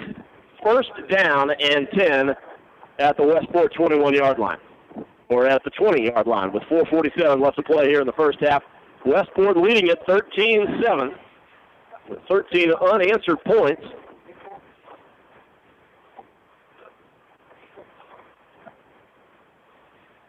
This is the fourth time that the Wildcats have had it inside the red zone of Westport. Only 7 points so far. Fiegel hands off to Williams. Williams up the middle across the 15-yard line, down to the 14. Good pickup that time by Jonathan Williams. Pickup of 6. And it'll be 2nd down and 4. I will tell you this officiating crew has set the precedent already that they're not going to take any kind of barking or any kind of unsportsmanlike. They're going to flag it every time. Oh, yeah.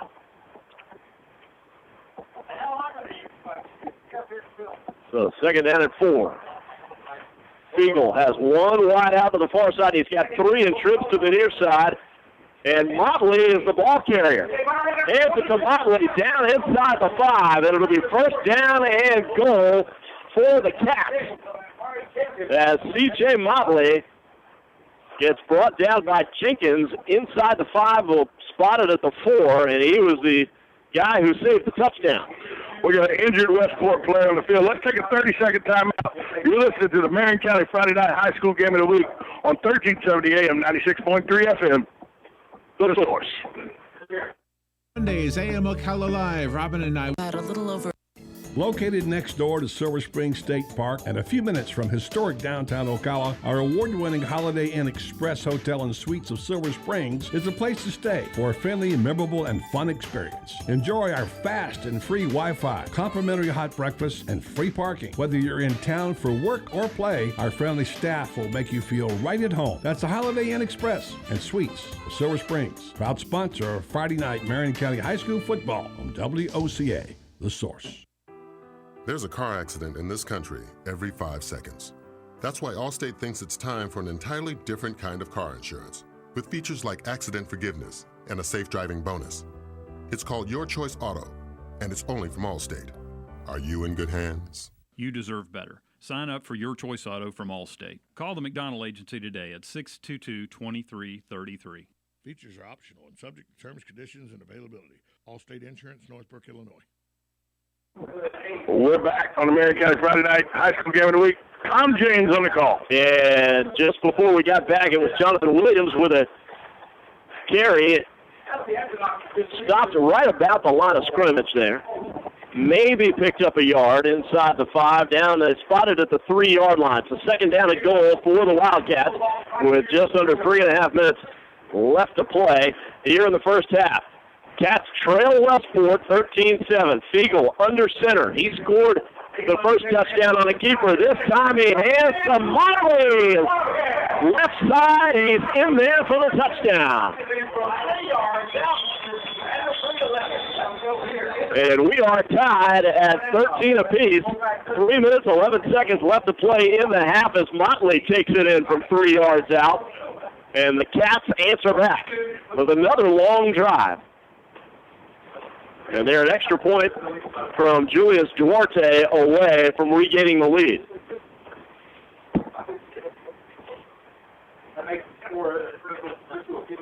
Julius Duarte on for the extra point. The snap is bobbled. And it's J.J. Varney going to have to try to run it in, and he does.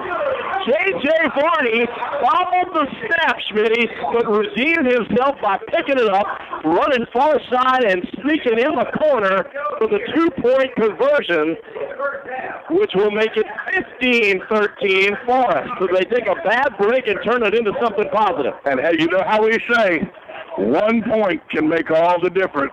Now it's a 2-point. Now field goal to have to win it. You can't tie it. 15-13. How about Varney, the senior wide receiver?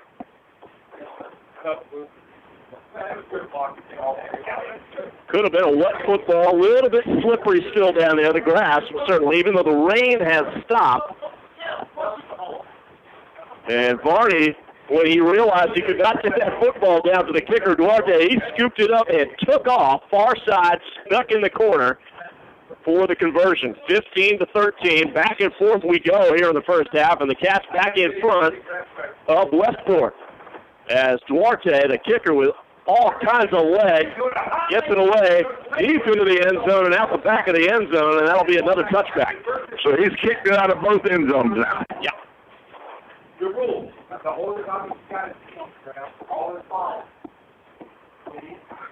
So with 3 minutes and 11 seconds left to play here in the first half, the Wildcats have regained the lead over the Wolfpack. HGG Hotels is your destination for an affordable, inviting night stay.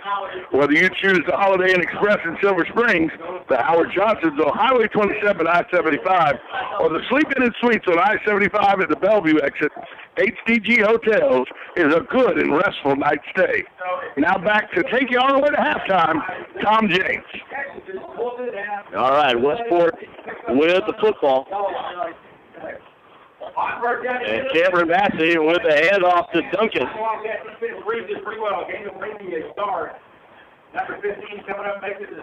And a gain of 1. It's Connor Johnson on the tackle. It'll be second down and 9.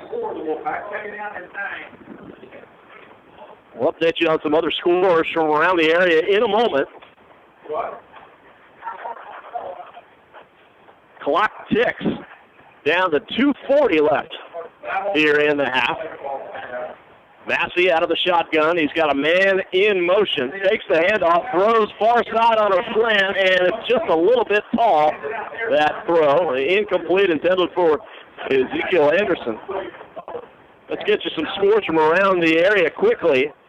Halftime at Trinity Catholic.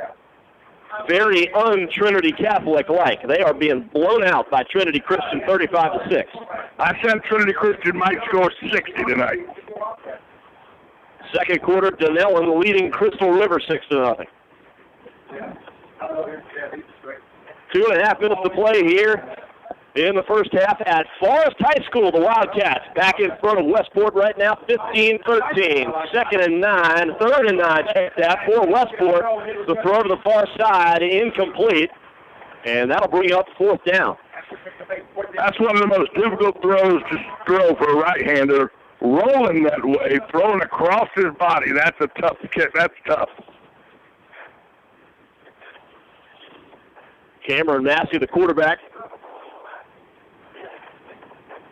The starter this year, a lot of talent, started just 2 games last season for the Wolfpack. Kyle Hayworth in for the Wolfpack on the punt. Fourth down and 9. Kyle Hayward comes. So you got to believe that Forrest will have time to move the football after this punt. And the snap is short. He gets it up, a high snap and a high punt. Fair catch called for by Varney. Ball inside Westport territory as Varney catches it at the 46-yard line. Home insurance, car insurance, motorcycle insurance. Whatever your insurance needs, the McDonald Allstate Agency has you covered. Call the McDonald Allstate Agency for all your insurance needs at 352-622-2333. That's 352-622-2333. Are you in good hands? Now back on the call of the Marion County Friday Night High School Game of the Week, Tom James. All right, Schmitty. And Cameron Massey still 0 on pass attempts in this game. And the Wildcats have the football. First down and 10 at the Westport 46. They lead at 15-13, 2:18 left to play in the half. And Fiegel out of the shotgun. 2 wide receivers near side, 1 to the far side. He's doing all his checkoffs, scrambling to the near side, finally gets it away in and out of the hands of the intended wide receiver, Harley Hudson, and incomplete on the near sideline. And the clock stops with 2 minutes and 10 seconds left in the half. Wow. It's first day. You can tell it's the first year for the first game of the year for everybody, because right there, and a holding call missed, an illegal substitution late by Westport. There were all kind of flags. Well, you remember the last time that Connor Fiegel threw one right on the numbers to one of his wide receivers. It went in and out of his hands and was returned for a pick 6. Hey, at halftime, I see we got a former Forest High School coach in the building. We'll probably get him on the radio at halftime. Second down at 10 with 2:10 to play. Here's Fiegel looking downfield, throws. The pass is caught. Duke, he is gone for the touchdown. right across the middle. Dukes caught it at about the 20-yard line. A beautiful throw by Fiegel Schmidt. And Dukes does the rest, outruns the defender into the end zone for the touchdown. The senior quarterback stood in there, hit the receiver in stride, right in the numbers, shakes off a couple tackles, and now 6 more just before halftime. And who else but Chad Dukes, the guy who was not able to handle that pass earlier in the second quarter and wound up being that pick 6. And he is able to redeem himself this time and score the touchdown. How about the senior quarterback going right back to it? That's right. And Duarte puts it through to make it a 22-13 game. Senior quarterback says, look here, big fella, I'm going to ride you to the end zone. Don't worry about that drop pass. I'm coming right back to you. Hey, it's a long season, and I need you the whole way. Chad Dukes, also a senior, and we talked about the senior-laden offense for the Wildcats this season. Dukes, Fiegel, he's got a lot of them out there. I know he's got one that's a 1A commit to Georgia Southern, Devontae Jest. I know that. I know we've covered that at least a couple of times already in the broadcast. What, Devontae Jest or the fact that he's going to Georgia Southern? Yes. Oh!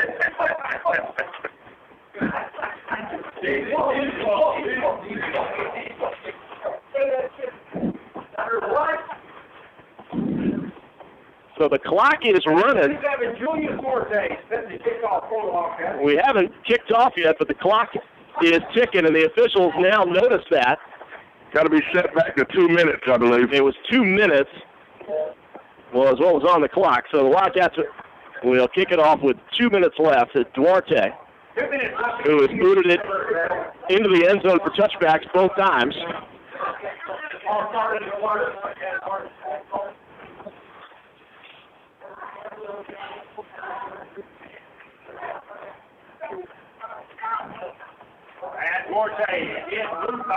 And look at Duarte's kick. This time it is able to be returned as it's fielded at the 1-yard line.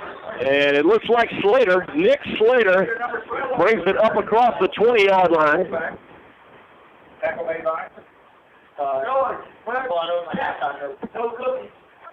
The clock stops with 1:53 left in the half, and they're going to spot the football at the 24-yard line of Westport. So again, Schmidt, Cameron Massey yet to complete a pass. A 98-yard touchdown run and a pick 6. That's how Westport's got it done so far. We talked about it being the case of the Camerons at the top of the broadcast, but Cameron Duncan with the 98-yard touchdown run, but Massey still looking for a completion. And Massey out of the shotgun. Hands off. Running left, now running right, and back the other way goes Markel Glover-Cornick, and he is run out of bounds after a gain of about 4. They said he stayed inbounds. And so the clock does continue to tick away towards 1:30 now left to play in the second quarter.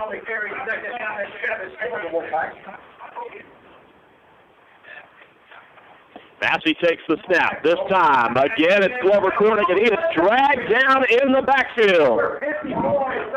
And that is Jaquan Bradham. He had help that time by, of course, who else? Devontae Jest. Yeah, well. The timeout called for by the Cats. Well, they think they got a chance to get the ball back. The punter for Westport has done nothing to make you secure in his ability to kick the ball deep.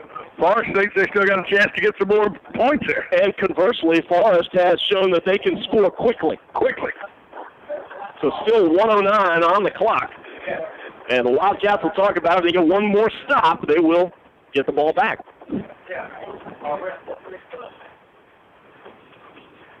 They're going to stop here. They'll take another timeout quickly. I'm almost positive. Smitty, I'm a little disappointed that Massey's not completed a pass because he's got a couple of key wide receivers. Can't wait to call the names Valentino Patton or Odyssey Brown. Did you ever play with a Valentino or an Odyssey in your days at Georgia Southern? I did not. Played with a Juicy, though.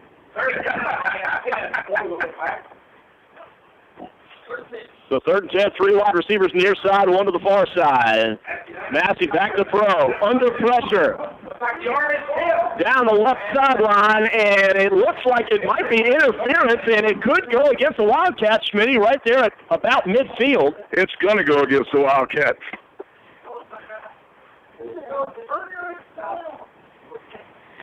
The defender never made a play for the ball. He had his back to the ball the whole time. And it will go against Forrest. The pass intended that time for Ezekiel Anderson.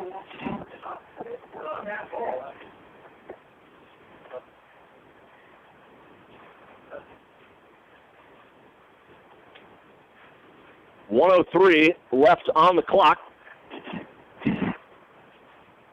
And Forrest on top, 22-13.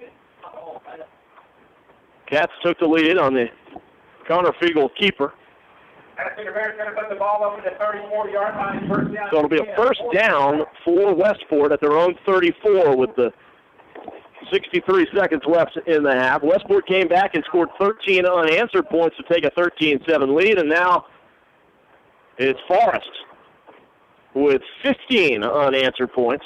Back in front, 22-13. I thought they stopped at 10 yards. That was about 5 yards short on pass interference.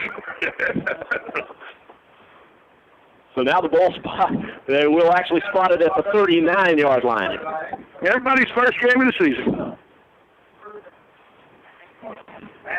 Massey, the snap a little low over the middle.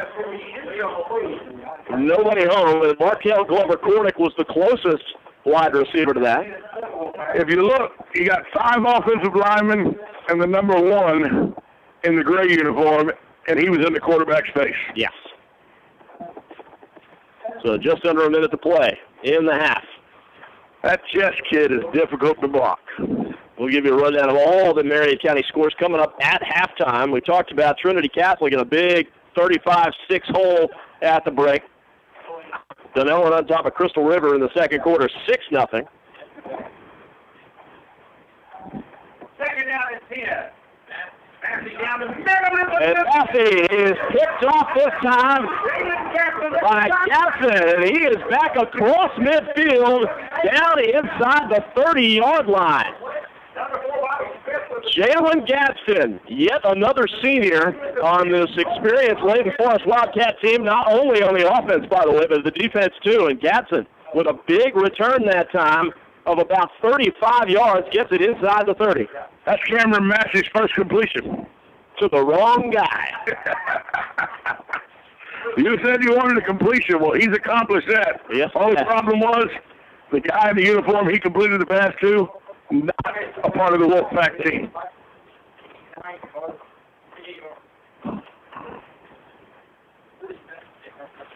So they spot the football at about the 28.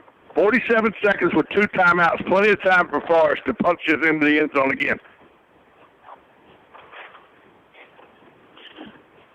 Down in Key West, the Conks have retaken the lead over Lake Weir, 19-14, early third quarter. How about that? How about that bus trip, Schmitty? Wow. Ocala to Key West. Here's Spiegel out of the shotgun, looking downfield. He's got his man. It is complete.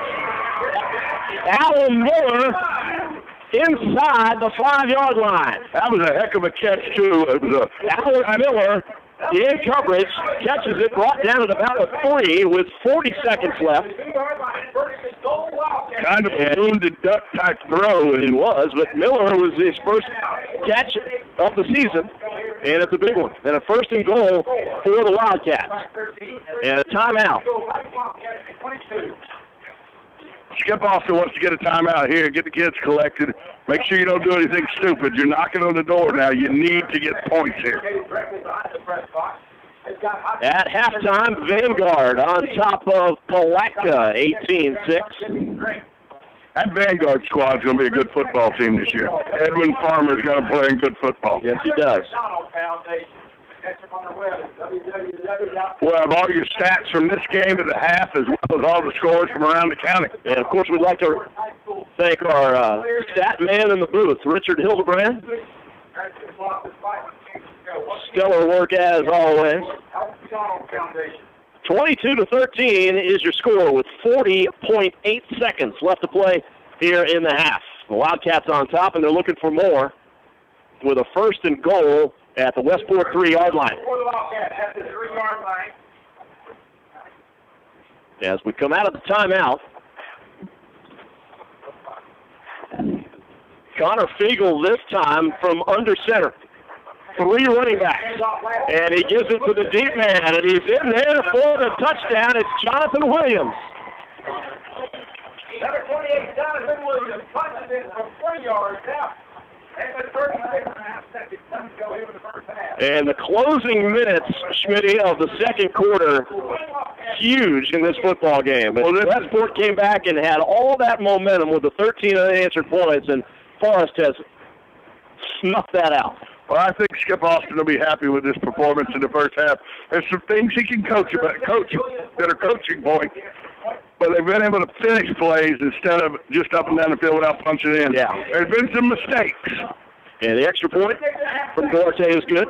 There's been some mistakes, but you got to think, overall, Skip Austin has to be happy with this effort in the first half. Very happy. And even on the possession, Smitty, where they didn't score, they moved the ball well. So the only real reason in the interception of the pick six was certainly wasn't Connor Fiegel's fault. That was Duke's fault, and then Dukes came back and redeemed himself with another touchdown catch. That's really the only bad series they've had is the interception. That's right. 29-13 is your score with 36 seconds left to play in the half. The Wildcats looking good. Well, Skip Austin's so happy with the first half, his headset is off. Well, Julius Duarte has booted 3 kickoffs into the end zone. The other one was caught at the 1-yard line. That was the only one that's been returned, and this one is into the end zone and out of the back of it. 29-13 Cats on top of the Wolfpack.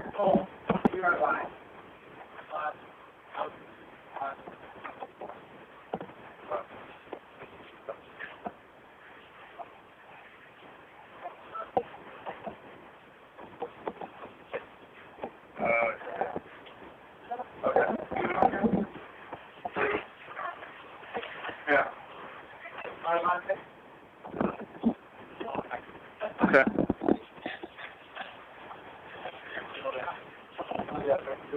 Good.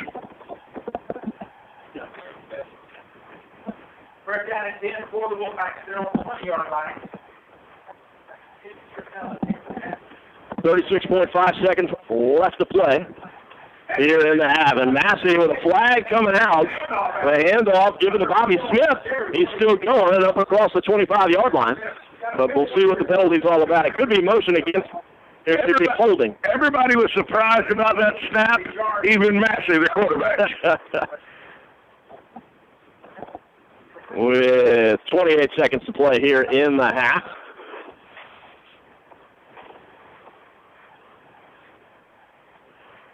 Really last 2 minutes of this half have taken quite a while to play. So they'll back Westport up 5 yards on the motion penalty. Remember, we did get a little late start because we were under lightning delay for a little bit. So far, so good, though, tonight.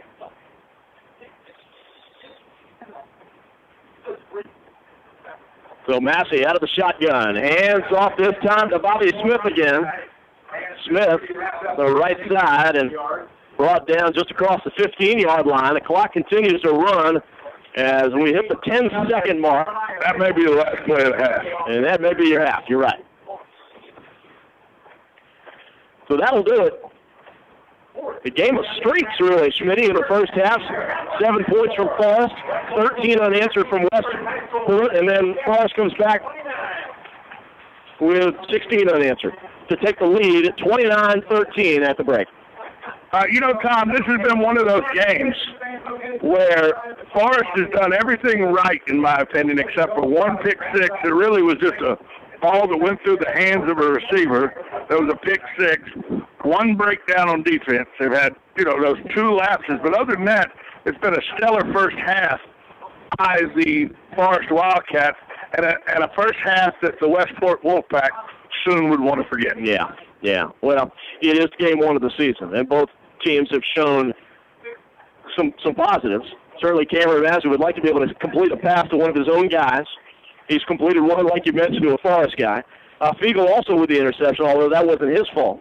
So we've seen some mistakes, but we've also seen the abilities of both teams on both sides of the ball to do what they're supposed to do.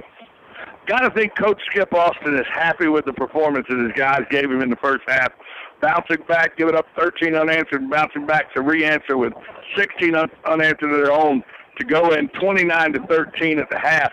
You really got to think Skip Austin is going to go in that halftime, tell the kids what a good job they did in the first half. Yeah. They got to keep it up because we remember they jumped out to a big lead last year over Westport, and we ended up in a double overtime thriller with Westport winning it 40-39. 40-39, and of course Westport, little carrot at the end of the stick for them, not only the win, but trying to beat Forest at Forest for the first time ever. Trying to beat them here at home for the first time ever. Hey, we're going to take a break. When we come back, we'll give you a rundown of the scores around the county plus first half stats. And we've got a former Forest High School football coach in the building. We'll talk to him as well. It's halftime at the Marion County Friday Night High School Game of the Week, brought to you by the McDonald Allstate Agency. You listen to it on 1370 AM, 96.3 FM, WOCA, The Source. They each do it a little. Located next door to Silver Spring State Park and a few minutes from historic downtown Ocala, our award-winning Holiday Inn Express Hotel and Suites of Silver Springs is a place to stay for a friendly, memorable, and fun experience. Enjoy our fast and free Wi-Fi, complimentary hot breakfast, and free parking. Whether you're in town for work or play, our friendly staff will make you feel right at home. That's the Holiday Inn Express and Suites of Silver Springs, proud sponsor of Friday night Marion County High School football on WOCA, The Source. There's a car accident in this country every 5 seconds. That's why Allstate thinks it's time for an entirely different kind of car insurance, with features like accident forgiveness and a safe driving bonus. It's called Your Choice Auto, and it's only from Allstate. Are you in good hands? You deserve better. Sign up for Your Choice Auto from Allstate. Call the McDonald Agency today at 622-2333. Features are optional and subject to terms, conditions, and availability. Allstate Insurance, Northbrook, Illinois.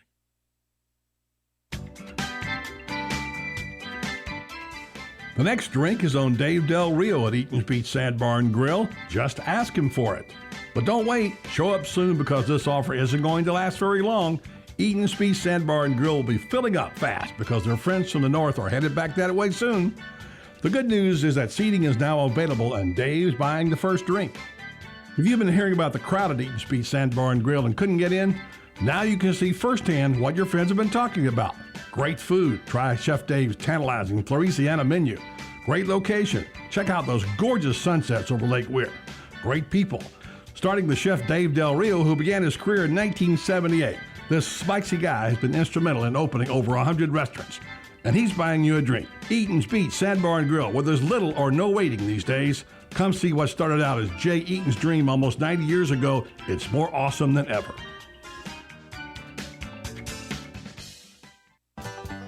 Are you looking for a durable farm fence to keep your horses enclosed or a beautiful vinyl fence to give that finishing touch to your home? Seminole Fence has over 20 years of experience in providing quality fence products and services for farm and residential properties. Let them surround your property with a fence that provides privacy, security, and stunning appeal. Don't wait. Contact them today at 352-208-0959 for a free estimate. Seminole Fence, working hard to build fences and harder to build relationships. The next drink is on Dave Del Rio at Eaton's Beach Sand Bar and Grill. Just ask him for it. But don't wait. Show up soon because this offer isn't going to last very long. Eaton's Beach Sand Bar and Grill will be filling up fast because their friends from the north are headed back that way soon. The good news is that seating is now available and Dave's buying the first drink. If you've been hearing about the crowd at Eaton's Beach Sand Bar and Grill and couldn't get in, now you can see firsthand what your friends have been talking about. Great food. Try Chef Dave's tantalizing Floresiana menu. Great location. Check out those gorgeous sunsets over Lake Weir. Great people. Starting with Chef Dave Del Rio, who began his career in 1978. This spicy guy has been instrumental in opening over 100 restaurants.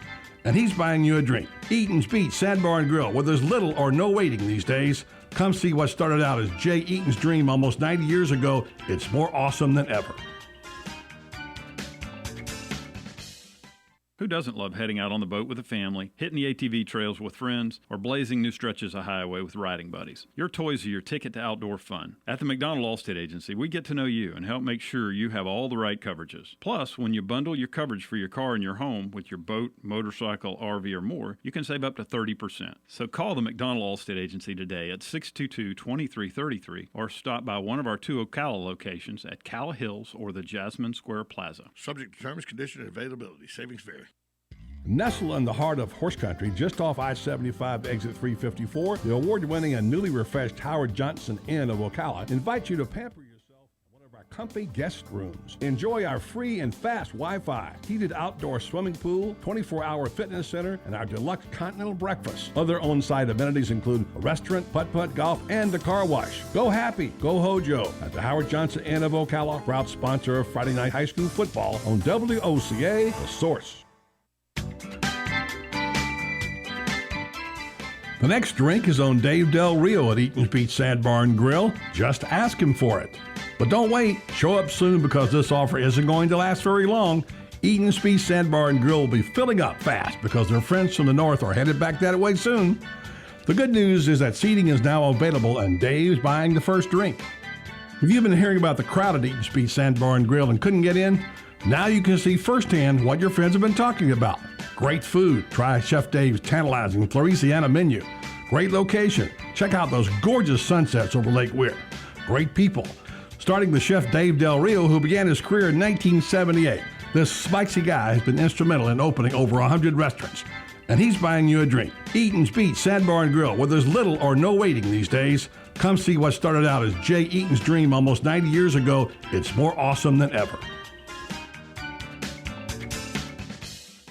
Who doesn't love heading out on the boat with a family, hitting the ATV trails with friends, or blazing new stretches of highway with riding buddies? Your toys are your ticket to outdoor fun. At the McDonald Allstate Agency, we get to know you and help make sure you have all the right coverages. Plus, when you bundle your coverage for your car and your home with your boat, motorcycle, RV, or more, you can save up to 30%. So call the McDonald Allstate Agency today at 622-2333 or stop by one of our 2 Ocala locations at Calla Hills or the Jasmine Square Plaza. Subject to terms, conditions, and availability. Savings vary. Don Nottingham of the Miami Dolphins here, proud to be this year's chairman of the Special Olympics Champions for Champions event. Come join players from the world of professional sports, sharing their stories with a great dinner on Friday, September 18th, and or play at Candler Hills Golf Club on Saturday, September 19th. Either way, you'll be helping the Special Olympics of Marion County Champions for Champions. Call 988-7998 for details. That's 988-7998. Please help our Special Olympians. Broadcasting from the Paddock Mall Studios, this is WOCA, Ocala, Gainesville, The Villages, 1370 AM, 96.3 FM, The Source. Welcome back live. We are live at Forest High School and at halftime of the Marion County Friday Night High School football game of the week. The McDonald Allstate Agency, I'm Tom James. Broadcast partner Tom Schmitz has, of course, gone to the snack bar at the break, but nonetheless, Forest is leading Westport. It's week 1 of the high school football season, and the Wildcats are on top of the Wolfpack 29-13, and an eventful first half. And we'll check in with our guy, Richard Hildebrand, in a moment to kind of give us a rundown of our first half stats. First of all, let's get you some scores around Marion County with some of the other games that are going on. 8 of our Marion County schools in action tonight. 2 more will see action tomorrow. Bellevue at the Villages tonight. That game at the half at last check, and the Villages on top 7-0. Dunellen High School at home tonight against Crystal River. A halftime score there as the Tigers are leading the Pirates 13-zip. All the way down in Key West, which is about an 8-hour bus trip for Lake Weir High. The Conks. It is a long way, and Key West on top in the third quarter on top of the Hurricanes, 25-14, and the Keys may get another visit from a hurricane in a couple of days. But right now the Conks on top of the Canes, 25-14. That is in the third quarter. No report yet from the OCA First Academy game. Trinity Catholic at home tonight. Third quarter, they trail Trinity Christian 35-6, and over at Vanguard, at last report at the half, the Vanguard Knights on top of Palatka 18-6. Two more teams in action tomorrow. North Marion, the Colts, get their season underway at Pompano Beach, Eli. That is tomorrow night, a 7:30 kickoff on a Saturday night for North Marion. And the other game tomorrow at 4 o'clock, Orangewood Christian. That's where St. John is going to kick off their season. I talked about Richard Hildebrand. He has got a look at our first half stats. Richard, a lot of numbers put up in the first half on both sides. One of the keys, what stuck out to you so far? Well, if you're not here at the game, it's very simple, Tom. Connor Fiegel, the senior quarterback for the Forest Wildcats, he is being very consistent. He had one interception that really wasn't his fault, was deflected off the receiver's hands. But he's also rushed for a TD and thrown for a TD and is over 120 yards on the day.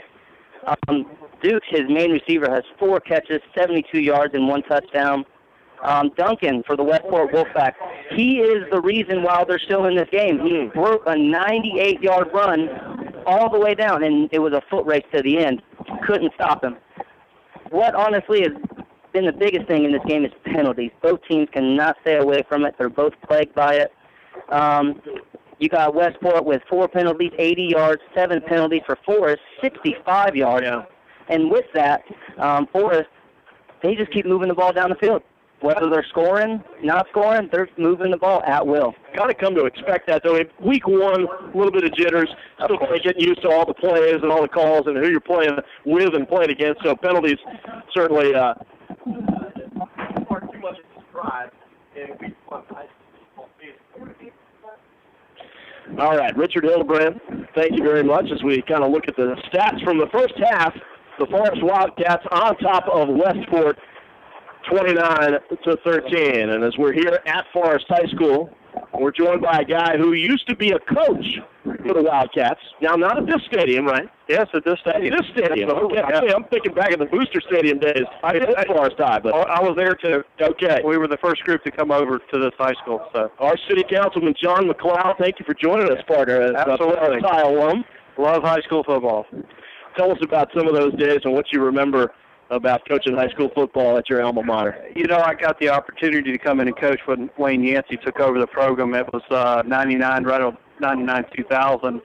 He let me come on board. He had coached me when I was in high school. So that's how we got started, and coached a few years on varsity, then took over the JV program, stayed there for about 13 years. So what was your specification? What you coach? I was the head coach of the JV for about 13 years. Head coach of the JV for 13 years. Yeah, we had a great team. I had great coaches around me. Yeah. Our job was to play football games and get them ready for the varsity. So I think we did a good job. I had Jim Hughes and Duncan Wright coaching with me. Those guys are great coaches, and a lot of young kids that played for me also helped us out along the way. Tell me about going back a little further, your playing days at Forest High School. Now we're talking Booster Stadium. We are talking Booster Stadium, and I played in my season actually was 81. 1981. And I played with guys like Scott Armstrong and Steve Lossing, and Rick Tootin was our quarterback. He was a junior at the time, and we had a great group of guys. We had a really good senior season, lost to Vanguard on the last play of the game, a blocked field goal, which I was at that game. Yeah, I remember that game, and I'm still bitter. And that's one of the reasons I got into coaching, because I swore every opportunity I get to beat Vanguard's butt, I would do my darndest from then on out for the rest of my life. Yeah. That might have been the first time. One of the first times that Vanguard ever beat Forest. Maybe not beat. It wasn't the first time. I think the first time was 77. Yeah. Yeah, 77. They may have beaten them once when they first opened up, but 77, I know they beat them. Then they beat them our year. Yeah, but I think you had a running back the year you played. One of the years you played, Leroy Jennings. Leroy was a junior. He was Rick Tootin's, age, and Leroy's a great guy. We just give him the ball and he just run over people. Oh yeah, he had no lateral moves. He ran over people. Yeah. That's what he did. North and south. Yeah, it was so much fun back then, and even today. I get goosebumps when I come out to the high school football game. Absolutely. Yeah, I'm sure. Well, John McLeod, certainly a busy time for you. Yeah, absolutely. Run for re-election in City Council, and we wish you the best of luck, as we do all the guys running in all the races in Ocala and Marion County. Good to have you with us at halftime. Thank you. All right, John McLeod joining us. We're going to take a break and step aside on the McDonald All-State Marion County Friday night high school football game of the week. The Forest Wildcats at home in week 1, and they lead Westport 29-13. We'll return with more halftime festivities and the return of Schmitty. Right after this, you're listening to 1370 AM, 96.3 FM, WOCA, The Source. Located next door to Silver Spring State Park and a few minutes from historic downtown Ocala, our award-winning Holiday Inn Express Hotel and Suites of Silver Springs is a place to stay for a friendly, memorable, and fun experience. Enjoy our fast and free Wi-Fi, complimentary hot breakfast, and free parking. Whether you're in town for work or play, our friendly staff will make you feel right at home. That's the Holiday Inn Express and Suites of Silver Springs, proud sponsor of Friday night Marion County High School football on WOCA. The Source. There's a car accident in this country every 5 seconds. That's why Allstate thinks it's time for an entirely different kind of car insurance, with features like accident forgiveness and a safe driving bonus. It's called Your Choice Auto, and it's only from Allstate. Are you in good hands? You deserve better. Sign up for Your Choice Auto from Allstate. Call the McDonald Agency today at 622-2333. Features are optional and subject to terms, conditions, and availability. Allstate Insurance, Northbrook, Illinois.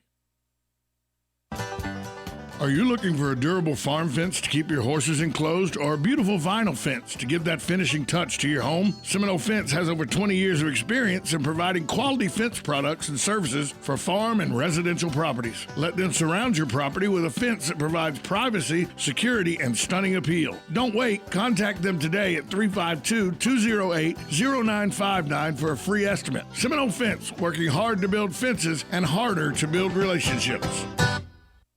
Nestled in the heart of horse country, just off I-75 exit 354, the award-winning and newly refreshed Howard Johnson Inn of Ocala invites you to pamper yourself in one of our comfy guest rooms. Enjoy our free and fast Wi-Fi, heated outdoor swimming pool, 24-hour fitness center, and our deluxe continental breakfast. Other on-site amenities include a restaurant, putt-putt golf, and a car wash. Go happy, go Hojo at the Howard Johnson Inn of Ocala, proud sponsor of Friday night high school football on WOCA, The Source. The next drink is on Dave Del Rio at Eaton's Beach Sand Barn Grill. Just ask him for it. But don't wait. Show up soon because this offer isn't going to last very long. Eaton's Beach Sand Barn Grill will be filling up fast because their friends from the north are headed back that way soon. The good news is that seating is now available and Dave's buying the first drink. If you've been hearing about the crowd at Eaton's Beach Sand Barn Grill and couldn't get in, now you can see firsthand what your friends have been talking about. Great food. Try Chef Dave's tantalizing Floresiana menu. Great location. Check out those gorgeous sunsets over Lake Weir. Great people. Starting with Chef Dave Del Rio, who began his career in 1978. This spicy guy has been instrumental in opening over 100 restaurants. And he's buying you a drink. Eaton's Beach Sand Barn Grill, where there's little or no waiting these days. Come see what started out as Jay Eaton's dream almost 90 years ago. It's more awesome than ever. Welcome back to the Marion County Friday night high school game of the week. I hope you enjoyed the halftime festivities. Tom James had a special guest in the studio, John McLeod, as well as Richard Hildebrandt with the stats for the first half. Tom, as we get ready to go off in the second half, Forest needs to stay doing what they did in the second quarter. Yeah. Not so much what they did in the first quarter, but what they did in the second quarter. And Westport needs to just scrap the first quarter and start again with the game plan. Well, first of all, Forest, they've got a quarterback. They do got a quarterback. The senior is good. Yeah. It's such a great sight to see whoever it is, a quarterback, and watch his growth over a 2 or 3 year stretch. It's amazing. I mean, Connor Fiegel, when we first saw him a couple of years ago, 2 pick sixes. He was green, but he still had confidence because he came back, he shook off bad things that happened to him, learned from them, and has grown and has stepped out here in week 1 of his senior season and looks like a legitimate starting high school quarterback who can lead his team down the field, put them in the end zone, and lead them to wins. You know, we do have to start considering the HDG Hotels Player of the Game. As is always, we will be awarding the HDG Hotels Player of the Game at the end of this contest. We've got several candidates. We do have several candidates already. Mr. Dukes needs some thoughts, even though he had a pick six go against him. He's also been a pretty viable reason for the lead and where it is. Mr. Dukes is one of them. Certainly Connor Fiegel is another one. And how about that running back over there, Cameron Duncan, for Westport? 98 yards. Well, what's your favorite saying? I'll see you in the rear view, boys. He definitely left them. He did. And we are just about ready to kick off the third quarter. And the Wildcats will kick it off to Westport. As we reset for you, Westport in the all-white uniforms with the teal and black trim, and the Wildcats in the brand-new gray uniforms, tops to toes, with the green and gold trim. And we'll be... Here we go, a bag of peanuts. He kicks it out of the end zone. You take that bet? Kicks it out of the end zone. I'll take the part where he's going to kick it out of the end zone. No. That's fine, pal. Julius Duarte. Fielded at about the 3-yard line by Markel Glover Cordes, and he is headed the other way. Ran first to the left, now back to the right, all the way across the field, across the 30, and run out of bounds at about the 33. Markel Glover Cordes. We talked about his speed even all the way back in the pregame show, and he just showed it off. That's a heck of an effort right there. He ran 100 yards to gain 30. Yeah. 53-yard wide football field. He went from sideline to sideline. Matt Franklin, head coach at Westport, has got to find a way to get the football in the hands of Mr. Glover Cornick a number of times in the second half. He is a playmaker par excellence. Out of the shotgun, Cameron Massey hands off to the up man, and it looked like Duncan just with the tackle, a loss of 1. So it'll be second down and 11 at their own 31-yard line for Westport. If you watch Jess shoved the center and the guard back into the ball carrier.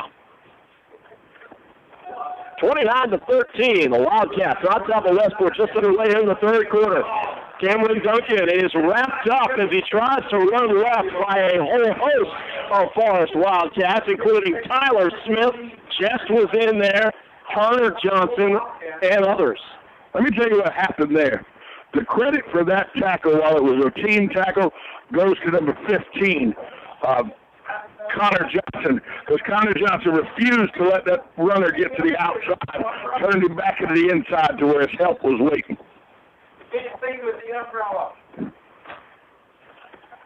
So out of the shotgun this time. It's 3rd and 14, and the snap went right through the hands of Cameron Massey, and he's got to go run it down at about the 15-yard line and jump on it. A huge loss and a terrible possession to start this third quarter for the Wolfpack of Westport, Schmitty, going backwards, and they'll have to kick it away.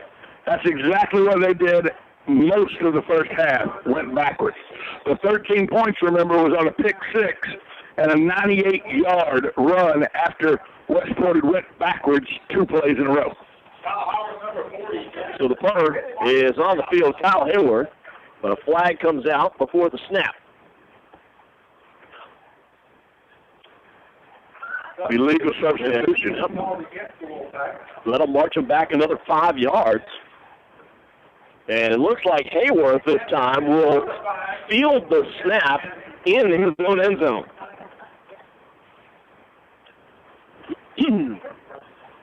On the illegal substitution penalty against Westport. And because of these missteps, Forest is likely going to get a short field. Hayworth takes a low snap, nearly blocks, but gets off a good punt.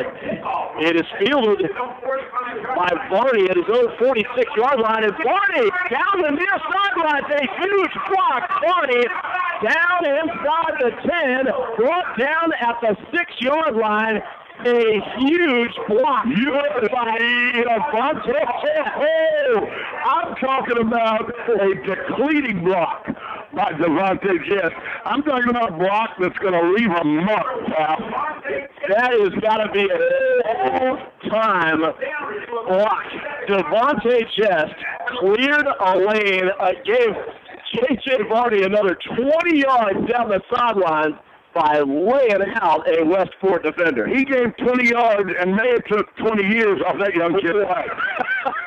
That kid was going to be 100, now he's going to be 80. Wow. Wow. As good or better than advertised, the Devontae Chest. So the Wildcats with a first and goal at the 6-yard line of Westport. Beagle throws, far side, touchdown, J.J. Varney. That's how he's drawing up. The senior really just, you had no doubt, Varney, the senior, wide open, and the senior quarterback gets it there perfectly. And Forest High School wasting no time. And Connor Fiegel has accounted for 3 touchdowns tonight for the Wildcats. He's snuck one in, and he's thrown for 2 more. First play from scrimmage for the Wildcats here in the second half. It's a 6-yard touchdown pass. Fiegel to Varney, and Julius Duarte boots the extra point through. 36-13 as Coach Hodges gives Varney, Coach Austin gives Varney a huge hug. You know, speaking of sneaks, he said he snuck the end zone. Devontae Chest with that block may have just snuck into the conversation for the HDG Hotel Player game. Wow. Wow. I mean, you got... Oh, that makes me feel good. A Mack truck just ran me over. Somebody get the license plate of that truck. I need to call the authorities. My goodness. Holy mackerel, he knocked me like conscious.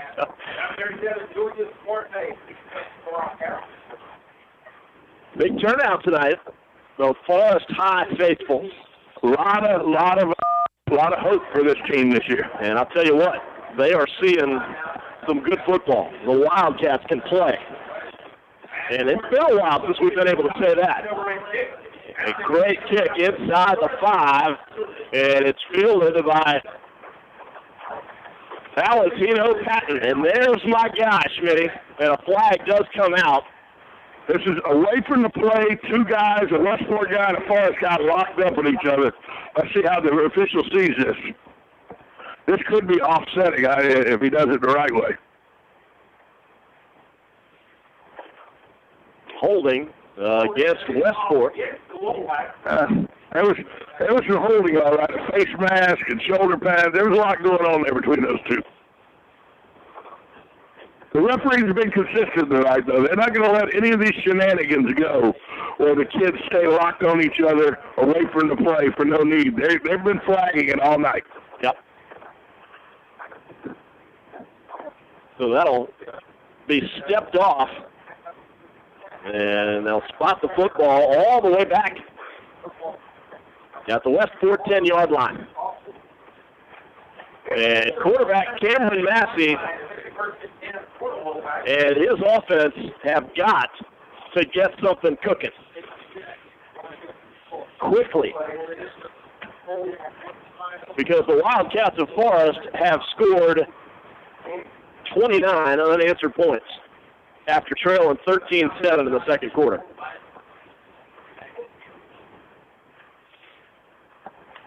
$9:28 left to play, third quarter.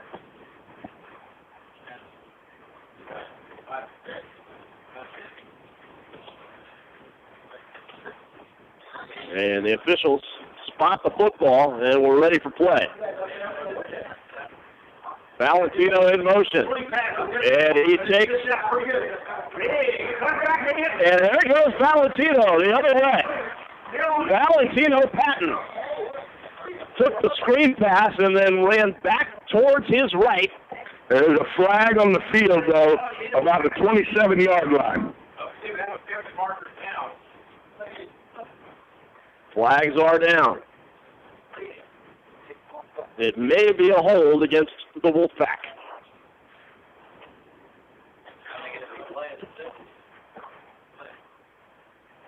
Sideline infraction against Westport. My goodness. That's a warning. It's a warning. Okay, so they won't get stepped off. So it'll be first down and 10 for Westport up at their own 42-yard line. So a break for the Wolfpack that time. And that sideline needs to stay clear. That's for the safety of the officials and the kids. Valentino Patton in motion. Massey, the quarterback, going to give it himself. Running near side. Eludes the tackler across midfield. Down inside the 40. Stepped out of bounds at the 33 of Forest. But Cameron Massey, a much-needed big play, and another flag. Two more flags come out after the play was blown dead, and there's wolfing going on down there right now. That was a very well-designed play that you just saw there, the misdirection. Everybody went with the backs. He had a free reign over here. The receiver did a good job of blocking. You just don't need this after the play. See what the officials say on sportsmanlike conduct against Westport and offsetting, another one against the Wildcats. Offsetting, so it'll still be first down and 10 for the Wolfpack at the Forest 33-yard line. 9:04 left to play here, third quarter. The Cats on top of the pack, 36-13.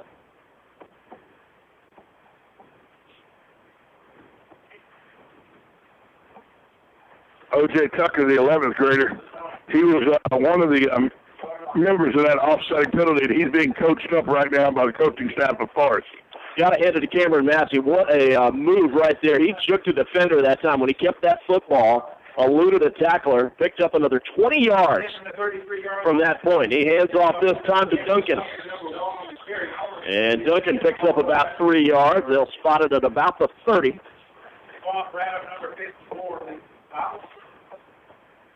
Give it 3 on the carry, second down and 7. 8:44 and ticking.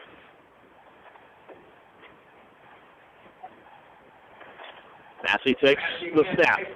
Looking far side, lobs it down.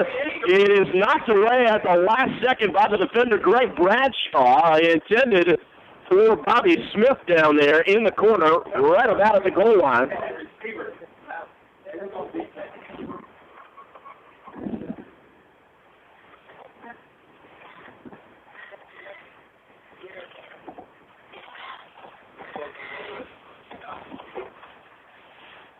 So it'll be third down and about 7 for the Wolfpack.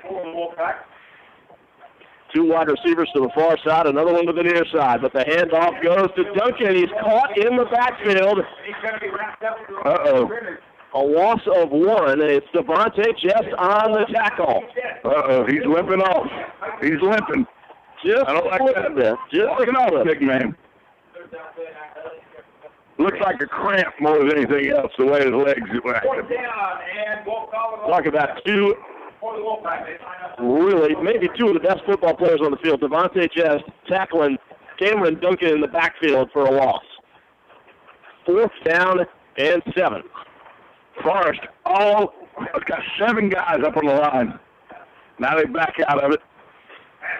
And they're coming after Massey, and Chest puts the head on it, but he takes the pass away. Far side, but incomplete. And Devontae is holding his shoulder coming off the field, almost like he's, maybe it's a stinger. I don't know what's going on here with Devontae Chest. He is favoring his shoulder bad. Nice coverage on the far side out there on the pass route by Jeremiah Mickle of the Wildcats. But you're right, Chest. He is in serious pain on the sideline here. Well, he was coming after the quarterback, Massey, that time, putting the fear of God in him as Massey got the pass away, but Jeff got his money's worth as far as the hit. 7:42 left third quarter, and the Wildcats get the football over on downs. And handoff to C.J. Motley. Looks like it might just be a stinger with Jess. He's moving his head around. The coaching staff hasn't. The trainers haven't went in under the shoulder pads yet. And Motley picks up 3. It'll be second down and 7. The Wildcats on their own 34-yard line.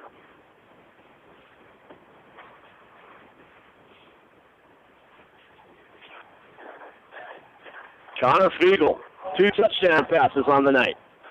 Ran for another. He's got 3 wide receivers. Instead, hands off. And it's Keyshawn Speed. Tyler Wallace comes up to make the stop there. Wallace with the tackle.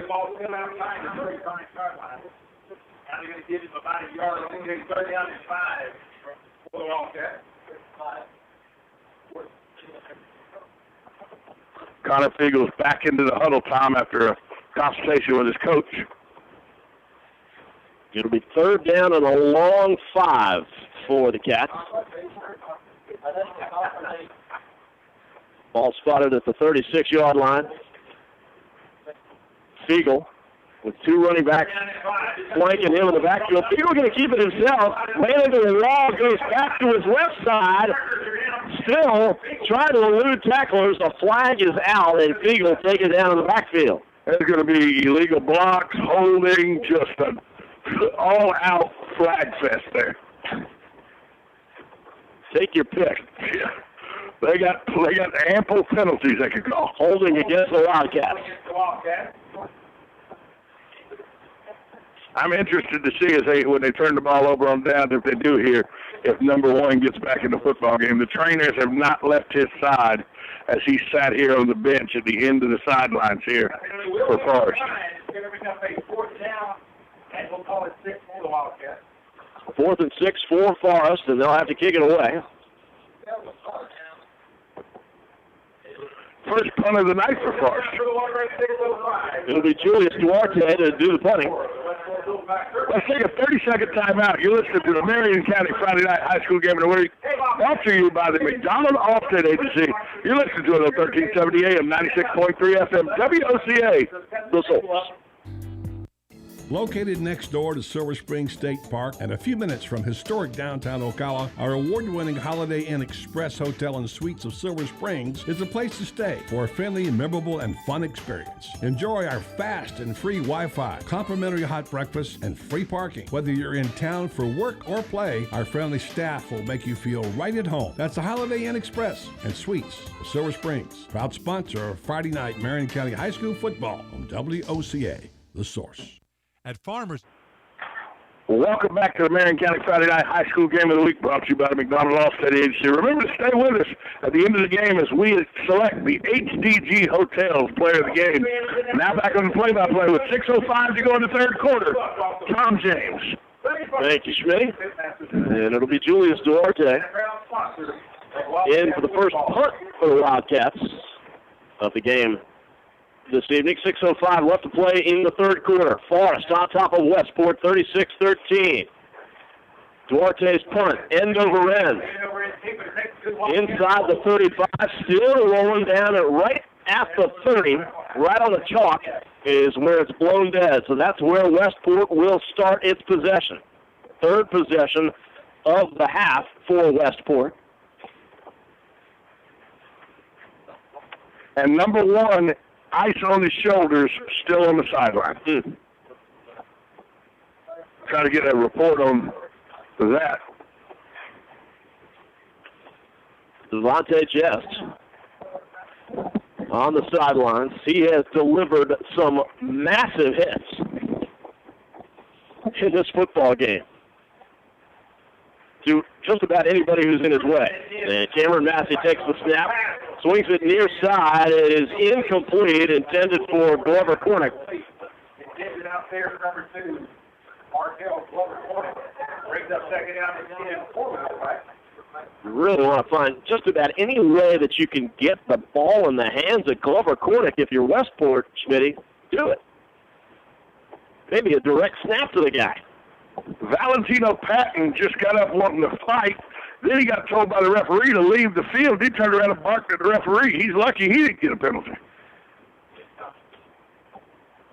They've got Valentino Patton on the other side giving him the business. Well, Valentino's got the charm.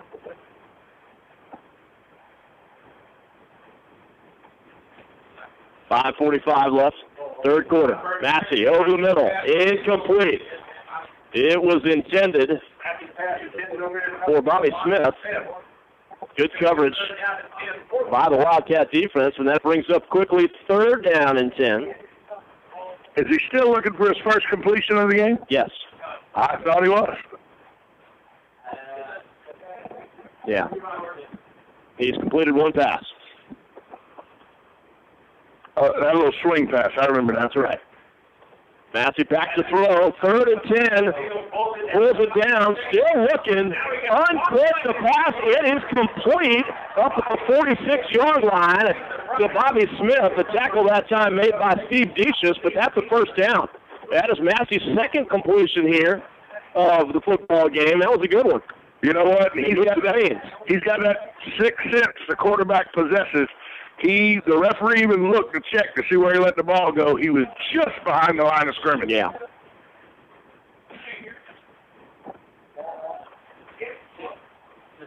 So it's first down at 10 at Westport's own 46-yard line. So they've got another set of downs. And they trail by 23 points. They have got to move the chains a lot. Here's a handoff to Duncan, up the middle. Maybe got back to the line of scrimmage. Maybe. Jaquan Bradham was the leader of that group. Gabe Pulford in there as well. Pulford's going to come out of the football game. Looks like Jess Knight may be over. He's got that right shoulder iced down. Yeah. And he's standing over here by the track. Massey again giving it to Duncan across midfield. There goes Duncan down the sidelines. Dragged down at about the 35 of the Wildcats. Nice pickup that time by Cameron Duncan. A gain of about 24 yards. When you can start single blocking and not double teaming, lanes will open up. With just on the sidelines, you don't have to double team anymore, and lanes start to open. They give it to Duncan once again, and he gains about 3 off of the right side. Duncan slow to get up, holding his left hand as he walks off the field. So it'll be second down and 7. Cameron Duncan nearing 150 yards on the night. The bulk of that coming on 2 runs. We sent our intrepid reporter, Richard Hildebrand. And it's a fumble, and Massey tried to fall on it. Back at about the 45, the Wildcats say they have it, but I think the Wolfpack came up with it, and they do. Luckily for Westport, Markel Glover-Cornick got back there to fall on the football.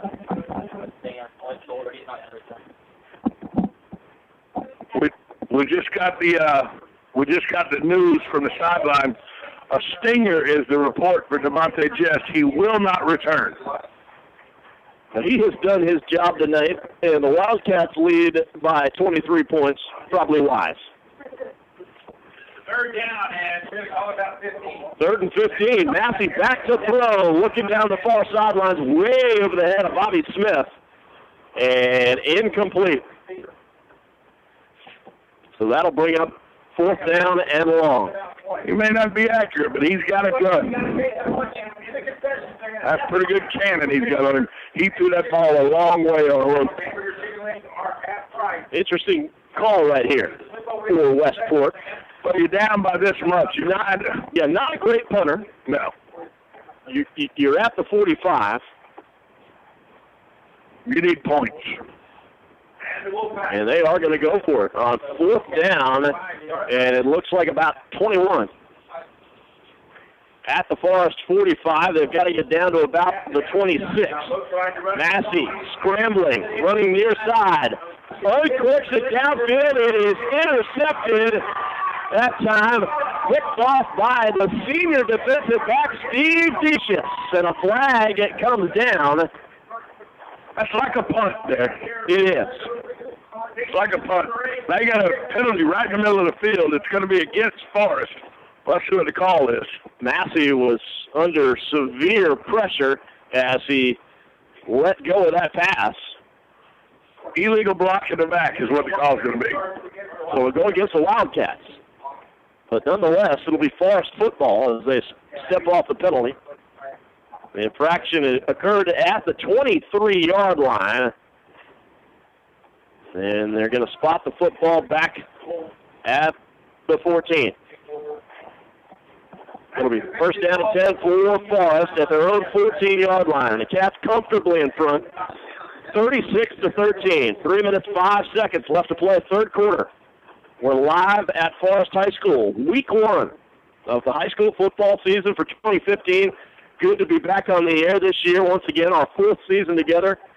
Tom James alongside Tom Schmitz. You know, partner, it's been a pretty good football game if you're a Forest faithful. No question. Connor Fiegel out of the gun and whistles blow. And a timeout called for by Skip Austin, the head coach of the Wildcats. Let's take a 30-second timeout.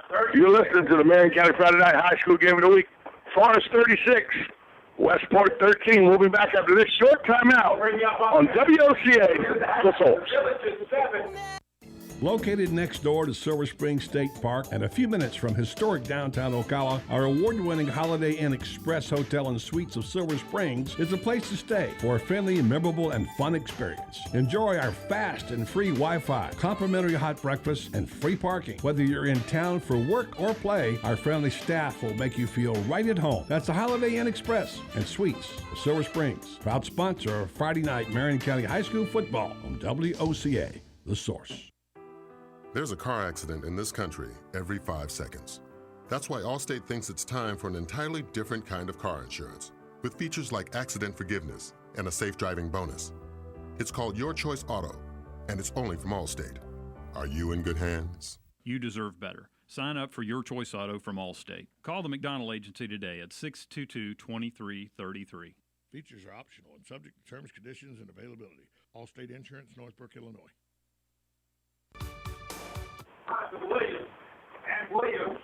Back live here at Forest High School is the first play of this drive for the Wildcats. Jonathan Williams takes the handoff up the middle, picks up about 9 yards. They spot the football right about the 23-yard line, so it'll be second and a long one for the Cats. 2:39 and ticking left to play here in the third quarter. Tom James alongside Tom Schmitz on the McDonald Allstate Agency. Friday night Marion County High School football game of the week. Forest on 36-13. Fiegel takes a snap, bobbles it momentarily, keeps it himself, picks up the first down and more across the 35. He's dragged down along the sidelines on the far side at about the 37-yard line, but that'll be enough to move the chains for the Wildcats. I feel like if the Wildcats score again here, we may see some kids get some experience in a varsity football game that wouldn't necessarily get experience. Because if you score here, you go up 43-13, you get that senior quarterback out off the field. Yeah. Who has had a fine game thus far tonight. First and 10 at the 37. Fiegel comfortable in handing it off. Looks like Motley. Kyrie Jones on the tackle. Number 7, Kyrie Jones. Gain of about 2 for Motley. And it's second and 8. All spotted right on the chalk at the 40-yard line.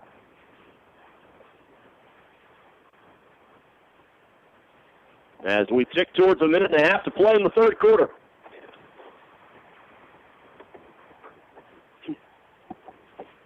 As we mentioned, Devontae Jess, the defensive lineman for the Wildcats, will not return. A stinger to his right shoulder. Spiegel running backwards. Uncorks the pass way down the near sideline. It is incomplete. on the near sideline. It intended for Ben Adams, but he was out of bounds. Even if he would have hauled that in, it would not have been a completion. And that'll bring up 3rd down and 8. You know, I'm looking at this last night. The JV Wildcats opened their season last night, defeating the Westport JV. They next play against Lake Weir next Thursday at home. So looks like the JV's doing pretty well as they open the season here at Forest as well. And that's the next generation. Minute 11 to go in the 3rd quarter. 2 wide receivers split to the near side. 1 to the weak side. Fiegel back to throw. Intense pressure, but he dumps it off to C.J. Motley. Motley across midfield. A 1st down and more for C.J. Motley. Brought down at the 35-yard line. The tackle there made by Dwan Hardy. For a big gainer that time by the new guy, C.J. Motley, the Bellevue transfer. They move the chains. Ball into Westport territory, and the Cats are moving it again, Schmitty. Malik Jackson, big number 79, he was out in front of that screen, and he laid a block on Nick Slater for Westport to open that up. Slater gets up from the block, immediately taps his helmet on the sideline. Somebody get in here. I need a blow. Big gainer that time by Motley, a pickup of 26 yards, and the handoff this time to Williams, Jonathan Williams. And he gets down to the 21, and that's a pickup of 15 yards. They ran right behind Malik Jackson again. Malik Jackson's just a 6'4", 340-pound senior offensive lineman. Yep. As we tick towards the end of the 3rd quarter, in a few moments, we'll give you scores. As we get into the 4th quarter, we'll give you scores from around Marion County and the other 8 teams in action tonight. The handoff, this time to Motley again. Spinning inside the 15, down to the 14, and that will do it for the 3rd quarter.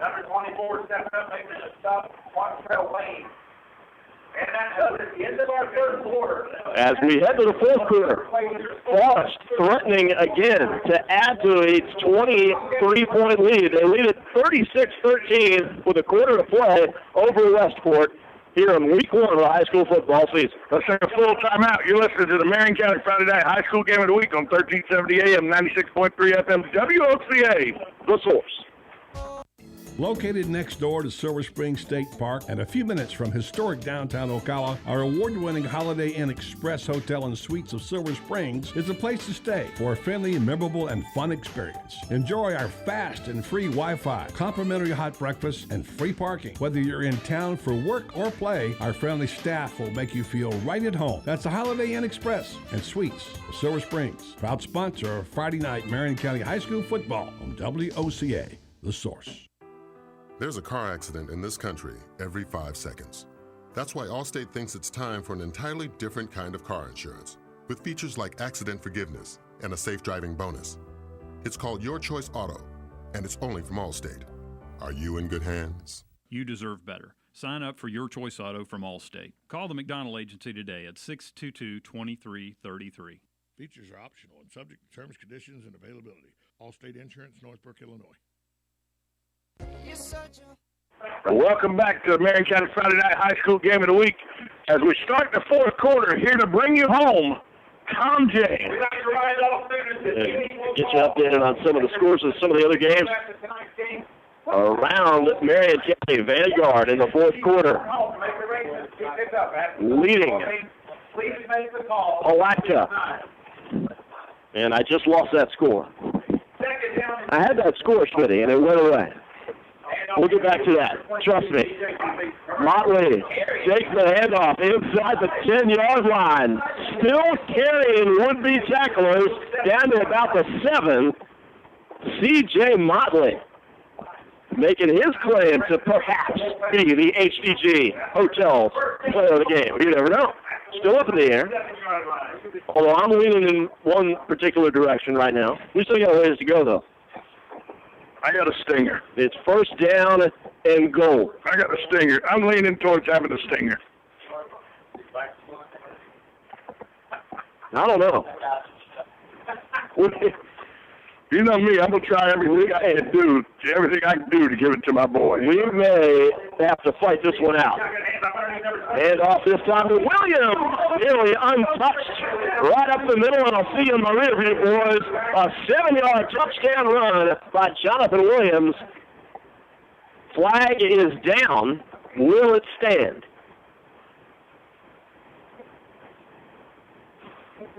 As the players continue to move around out there waiting for the officials.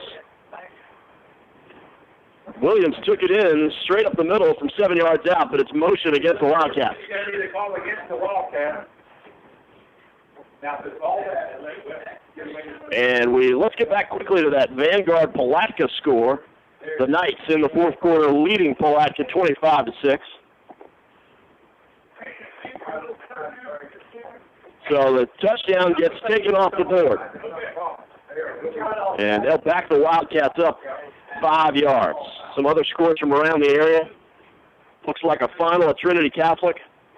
How odd is it to say that Trinity Catholic has been beaten bad by Trinity Christian 49-6. No report on the OCA First Academy game. Lake Weir in the fourth quarter has come back to take the lead at Key West 30-25. The Canes over the Conks. Then Ellen over Crystal River 13-6, fourth quarter. And the Villages lead Bellevue in the fourth quarter 13-3. There goes Motley down to about the 5-yard line.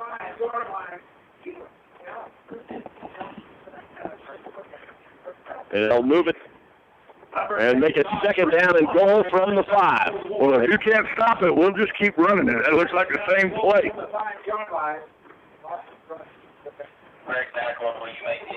Back and forth game down there in the Keys. It's going to be an 8-hour bus ride for Lake Weir. 8 hours. To Key West.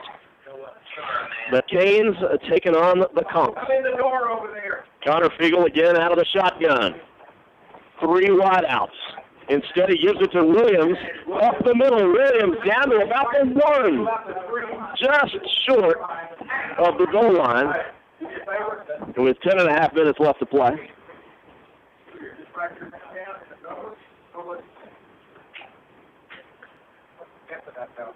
So it'll be third down and goal. They spot it at the 2.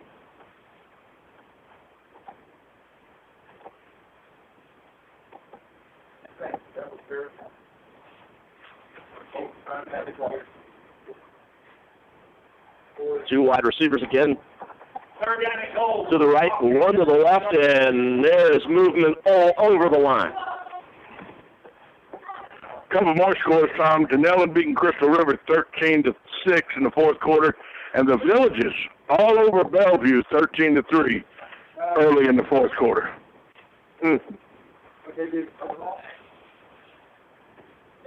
Exactly 10 minutes showing on the clock. Again, procedure penalty against the Cats. Moves it back 5 yards. They'll spot it at the 7. Jonathan Williams is nearly in the end zone that time. Third and goal from the 7.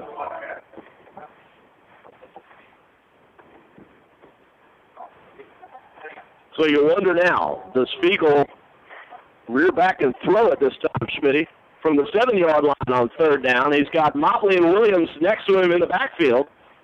He fakes the handoff to Motley, swings it out to Williams. Right side, he is in there for the touchdown. Fiegel to Williams, destination pay dirt. 3 touchdown passes on the evening for the senior quarterback, Connor Fiegel. 42-13, pending the extra point, with 9.5 minutes to play in this football game. And the Forest Wildcats look like a football team. As Duarte boots it through to make it a 30-point game. Now you got to start thinking about how long does your senior stay in.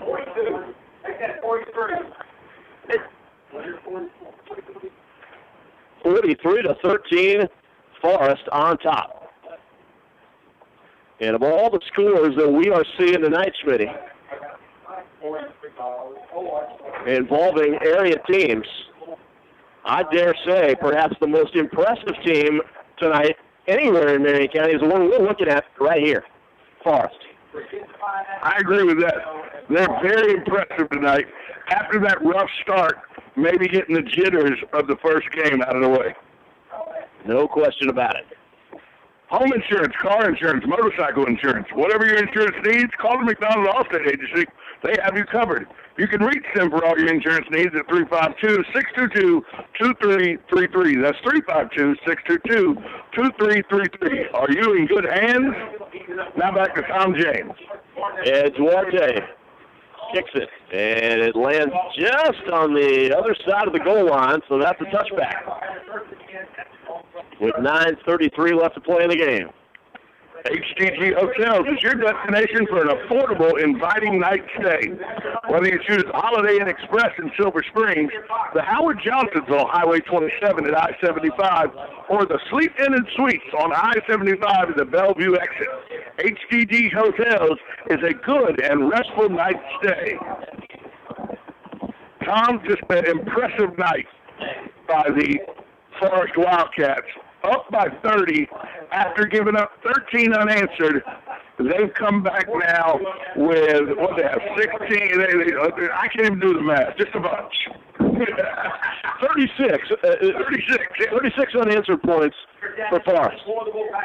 They had a little hiccup there in the second quarter. About 1 minute. That was about it? About 1 minute. The hiccup's name was Cameron Duncan.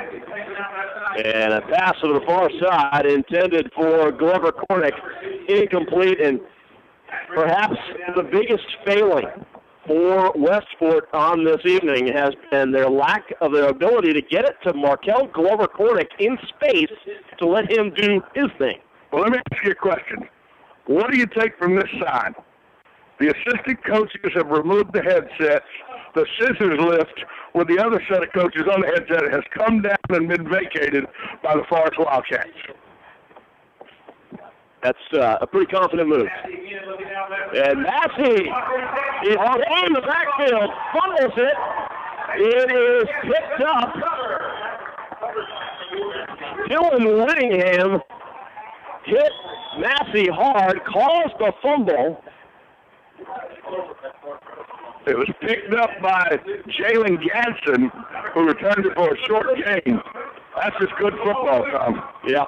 Dylan Whittington absolutely leveled Cameron Massey. We call that pancake. Yeah. Dylan Whittington, the junior, sort of a junior version of Devontae Chest, if you will, with that hit right there. And Connor Fiegel, how about Harley Hudson, is done for the night. How about the wide receiver Harley Hudson now in quarterback? Harley at the wheel, and the snap way over his head, and he's going to try to run it down, but Westport comes up with it. And Forest had a first down at the 16. They bring in Harley Hudson at quarterback, not his fault. The snap goes way over his head and is recovered by Westport back at its own 38. So the second turnover of the night for the Wildcats.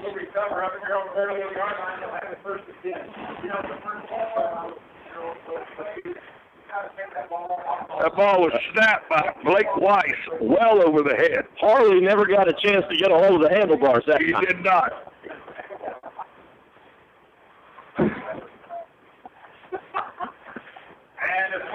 And pass to the far side, and it is caught in traffic over there along the Westport sideline. I can't quite see the wide receiver that time in the crowd. It looks like it's Anderson. Ezekiel Anderson on the reception. Pickup of maybe a yard.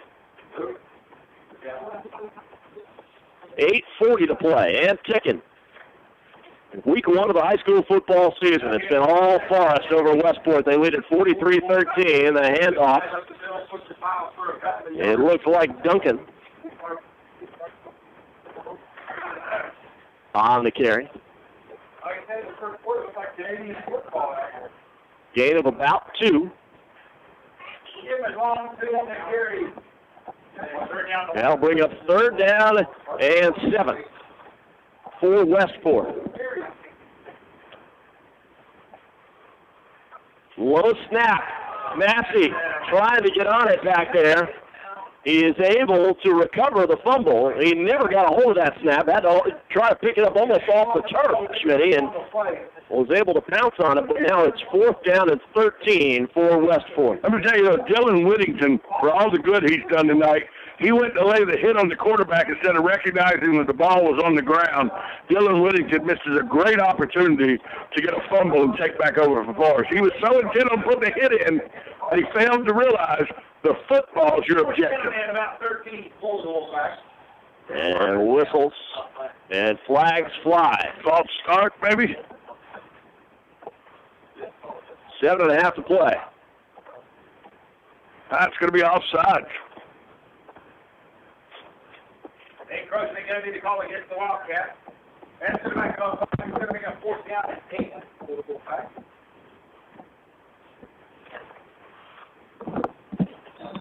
Some of the best plays Westport have made tonight was penalties on Forrest.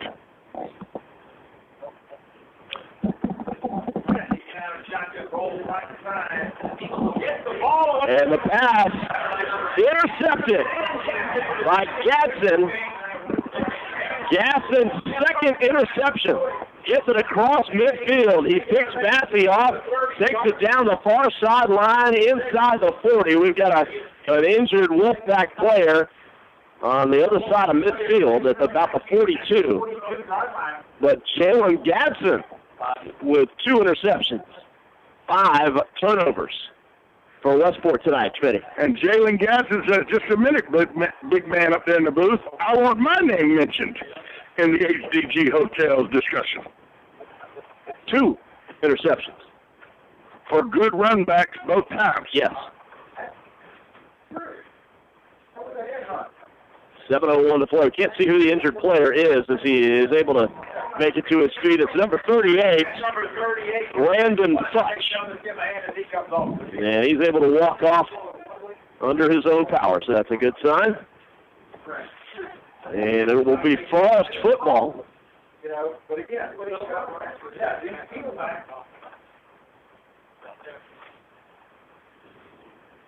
And we'll talk in a few minutes about the upcoming games for each of these teams next week.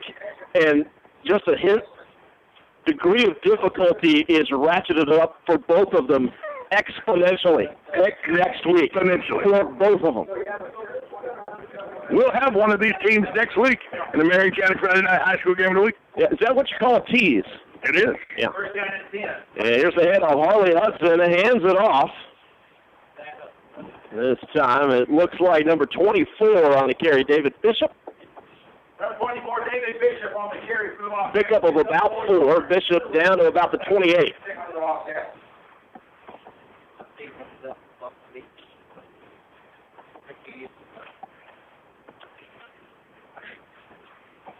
My question tonight, Tom. 2.5 minutes left to play, Schmitty. Question tonight, did the senior quarterback get 200 yards? Close. 186 yards in the air. 37 yards on the ground. Got a penalty marker late, come in real late, thrown by the head referee behind the play. It looked like Michael Sancho on the carry. Takes it down inside the 20. And they're going to mark it off a little bit more because of a personal foul. That personal foul going to be charged against the Wolfpack. Once again, a quick reminder. Personal foul against the defense.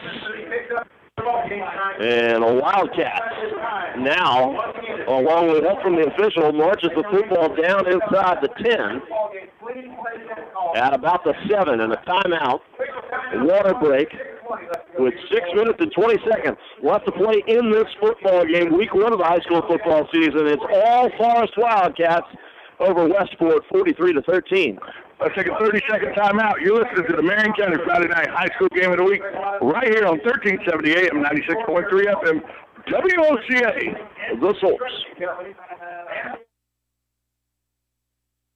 A few minutes from historic downtown Ocala, our award-winning Holiday Inn Express Hotel and Suites of Silver Springs is a place to stay for a friendly, memorable, and fun experience. Enjoy our fast and free Wi-Fi, complimentary hot breakfast, and free parking. Whether you're in town for work or play, our friendly staff will make you feel right at home. That's the Holiday Inn Express and Suites of Silver Springs, proud sponsor of Friday night Marion County High School football on WOCA, The Source. Welcome back to the Marion County Friday Night High School Game of the Week. Back on the play-by-play, Tom James. 6 minutes, 20 seconds left to play in the ball game. And the Forest Wildcats, 36 unanswered points, 3 touchdown passes, 1 rushing touchdown by quarterback Connor Fiegel, who has played his last minutes tonight. He's taking the rest of the night off, and it's well-deserved. Harley Hudson in there at quarterback. He's the backup. And it's 1st and goal for 7. And Hudson rolling near side. Untouched. He's into the end zone for the touchdown. Harley Hudson from 7 yards out. The backup quarterback with the long hair flapping outside of his helmet. Gotta love that, Schmitty. 36-point lead with the extra point to come. The clock is running. The clock is running. So we go to the running clock. Once you get past 35 points, mandatory. 49-13 as Duarte comes on to try and add the extra point. And that's about as automatic as anything. A half 100. 50-13. So if you said to Skip Austin, heading into week 1, Skip, you'll hit half a century and you'll go to the running clock. How do you feel about that? I think he would take that in spades. There was just that one lapse of about a minute or a minute and 10 seconds where Forrest had a couple of laps where they let a 98-yard run go and a pick 6. Other than that, this has been complete domination by this Wildcat program. Well, here's Forrest, who in the preseason game, the last Friday night, was blown out by Vanguard 19-0. Really was 3 big plays that led to those points by the Knights. But there was no sign of anything resembling the offense that Forrest is showing us tonight last week. Well, Skip said they could get it up and down the field in between the 20s. They just couldn't punch it in the end zone last week. Conversely, Westport looked so good in its preseason game last week, beating Brooksville Hernando 24-7. And kick taken just inside the 5. Number 8 is the man Valentino Patton, taking it far side and gets it up towards the 30-yard line, and that's where Westport will start. Under 4 minutes, and we've got the running clock running. It's going to make up for that late start. Yes, it is. Devontae Jess down here on the sidelines with the pads off.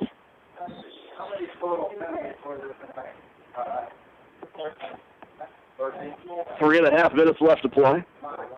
50-13. The Wildcats lead the Wolfpack. And Schmitty, as we look ahead to next week for both these teams, starting with Westport, they will host the Vanguard Knights in week 2, trying to bounce back against an awfully good VHS team. Quarterback in there is Amari Jenkins. He's the backup quarterback for Westport, keeping it himself and running far side. Picks up about 5, run out of bounds for Westport. Under 3 minutes now. Clock continues to tick away. Like that Amari Jenkins, number 6, is quarterback for the Wolfpack. They'll make it 2nd down and 6. They'll give him 4. Jenkins in there in place of Cameron Massey. And he gives to the running back. It's Markel Glover-Cornick. Turning the corner on the near side, across the field to the left, across midfield, flag is down, and Glover Cornick is going to find his way to the end zone for the touchdown. But let's see what the flag is all about. And we do have a penalty way back. And there, at long last for Westport, was Markel Glover Cornick, the speedster, breaking free, but it's all for naught. Block in the back against Westport will wipe out that 67-yard touchdown run. And that really sums up the night for Westport. Yep. I promise you have killed the Wolfpack tonight. I promise you, I don't give the officials too much credit, but that was the correct call. Wait, both hands in his back. Let's mark this. At 10:10 p.m. on August the 28th, you complimented an official. 2015 will go down as a historic day in the history of high school football. Our stat guy is going to write it down. Second down. As we tick towards 1 minute left to play in the ball game, there's a handoff to Glover Cornick. He's running the far side this time, turning the corner up near the 40. Pushed out of bounds at about the 39, Glover Cornick.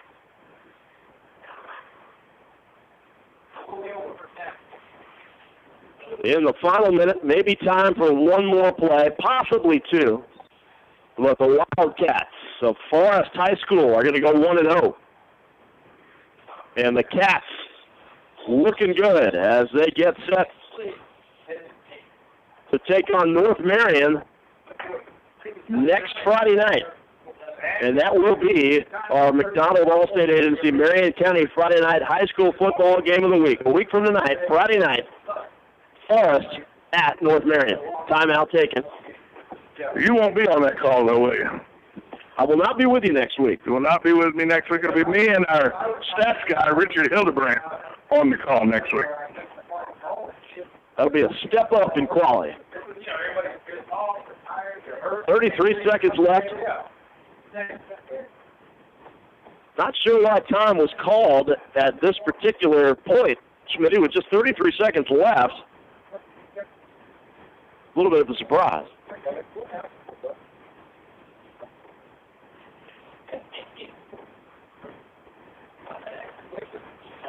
But nonetheless, the Wildcats look good tonight. Westport needs to regroup just a little bit. Second down and 12. The backup quarterback, Amari Jenkins, for the Wolfpack in there. Takes the snap, keeps it himself, throws over the middle, way over the head of his intended wide receiver, Ezekiel Anderson.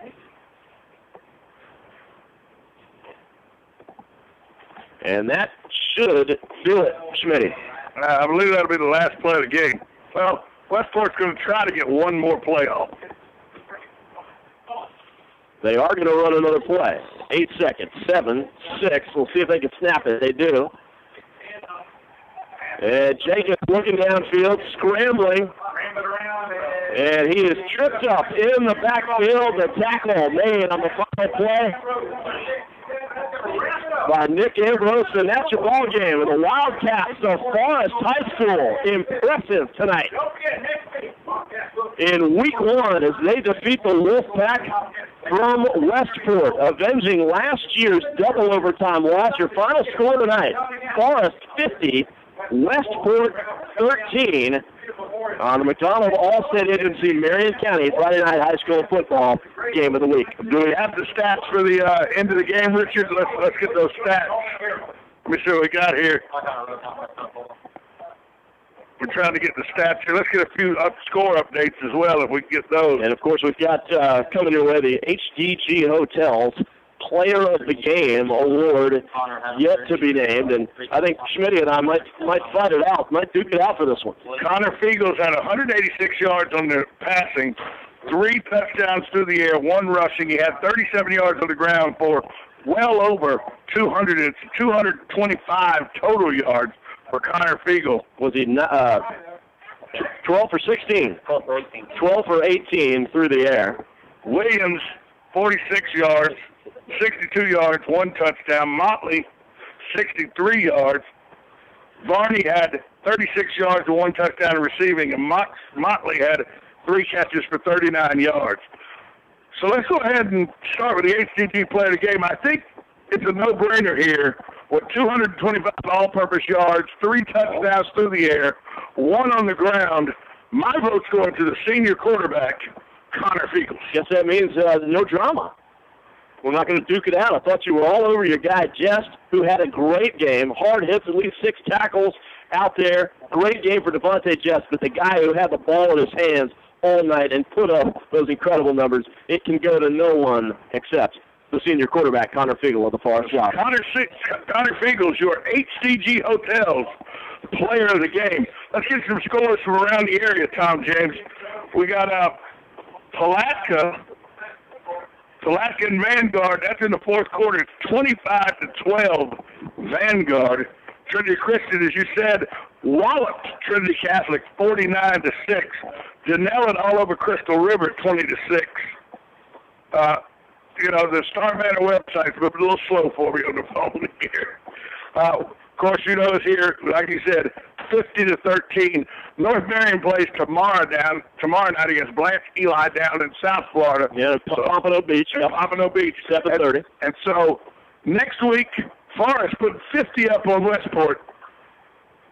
The competition jumps a little next week. Yeah. They're going from a Class C dog race to the big time next week. That's true, but you can look at it from another side in that North Marion now knows that its opponent next week is a quality football team and not just a pushover, maybe like the old Forest teams might have been. This is not an old Forest team. This is a new, hot, experienced, playmaking Forest Wildcat team that can do it on both sides of the ball. So we'll see. Looking for a great football game next Friday as North Marion takes on the Forest Wildcats. And Forest made a statement here tonight. They put up 50 points. There's going to be a lot for the North Marion Colts to watch on film. A lot of good plays, a lot of good offensive plays, and a defense that was stellar except for one play, a 98-yard run. Other than that, stifling defense tonight. Look for a great game next week from Forest North Marion for the Marion County Friday Night High School Game of the Week. This one's in the books, partner. We got the first one out of the way. Before too long, the season will be over, and it'll be done again for another year. As always, wonderful time in the booth with you tonight. Always fun. Good times, good times. Hope to do the whole game with you. Coming up next week, North Marion and Forest right here in the Marion County Friday Night High School Game of the Week. Brought to you by the McDonald Allstate Agency. For Richard Hildebrand here doing the stats. For Luke the intern back at Control Central, pushing all the buttons. And for my good partner, Tom James, I'm Tom Schmidt saying, have a good night, everybody. Ocala Aviation now has opportunities for flight instructors. Wait, hold on. Brad, is this correct? You're looking for instructors, not students? Actually, we're looking for both.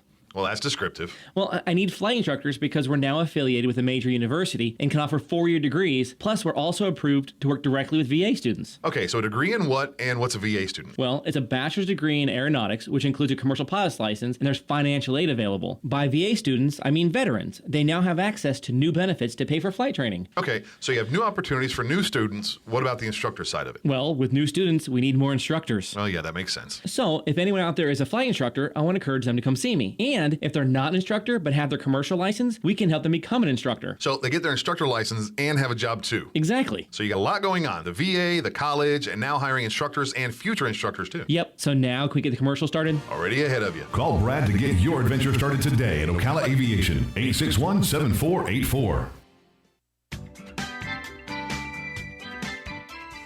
The next drink is on Dave Del Rio at Eaton's Beach Sand Bar and Grill. Just ask him for it. But don't wait. Show up soon because this offer isn't going to last very long. Eaton's Beach Sand Bar and Grill will be filling up fast because their friends from the north are headed back that way soon. The good news is that seating is now available and Dave's buying the first drink. If you've been hearing about the crowded Eaton Speed Sandbar and Grill and couldn't get in, now you can see firsthand what your friends have been talking about. Great food. Try Chef Dave's tantalizing Floresiana menu. Great location. Check out those gorgeous sunsets over Lake Weir. Great people. Starting with Chef Dave Del Rio, who began his career in 1978. This spicy guy has been instrumental in opening over 100 restaurants. And he's buying you a drink. Eaton's Beach Sandbar and Grill, where there's little or no waiting these days. Come see what started out as Jay Eaton's dream almost 90 years ago. It's more awesome than ever. There's a car accident in this country every 5 seconds. That's why Allstate thinks it's time for an entirely different kind of car insurance, with features like accident forgiveness and a safe driving bonus. It's called Your Choice Auto, and it's only from Allstate. Are you in good hands? You deserve better. Sign up for Your Choice Auto from Allstate. Call the McDonald Agency today at 622-2333. Features are optional and subject to terms, conditions, and availability. Allstate Insurance, Northbrook, Illinois. Stay with us and sleep better at the Sleep Inn and Suites of Ocala Bellevue, located next door to Don Garlett's Museum and a few minutes from Florida Horse Park. Our award-winning, newly refreshed Sleep Inn and Suites offers comfy, clean rooms, free fast Wi-Fi, and service with a smile. Start your day with a deluxe hot breakfast and unwind in our heated outdoor pool. Our convenient 24-hour fitness and business centers allow you to stay on track whether you're here to play or to work. That's Sleep Inn and Suites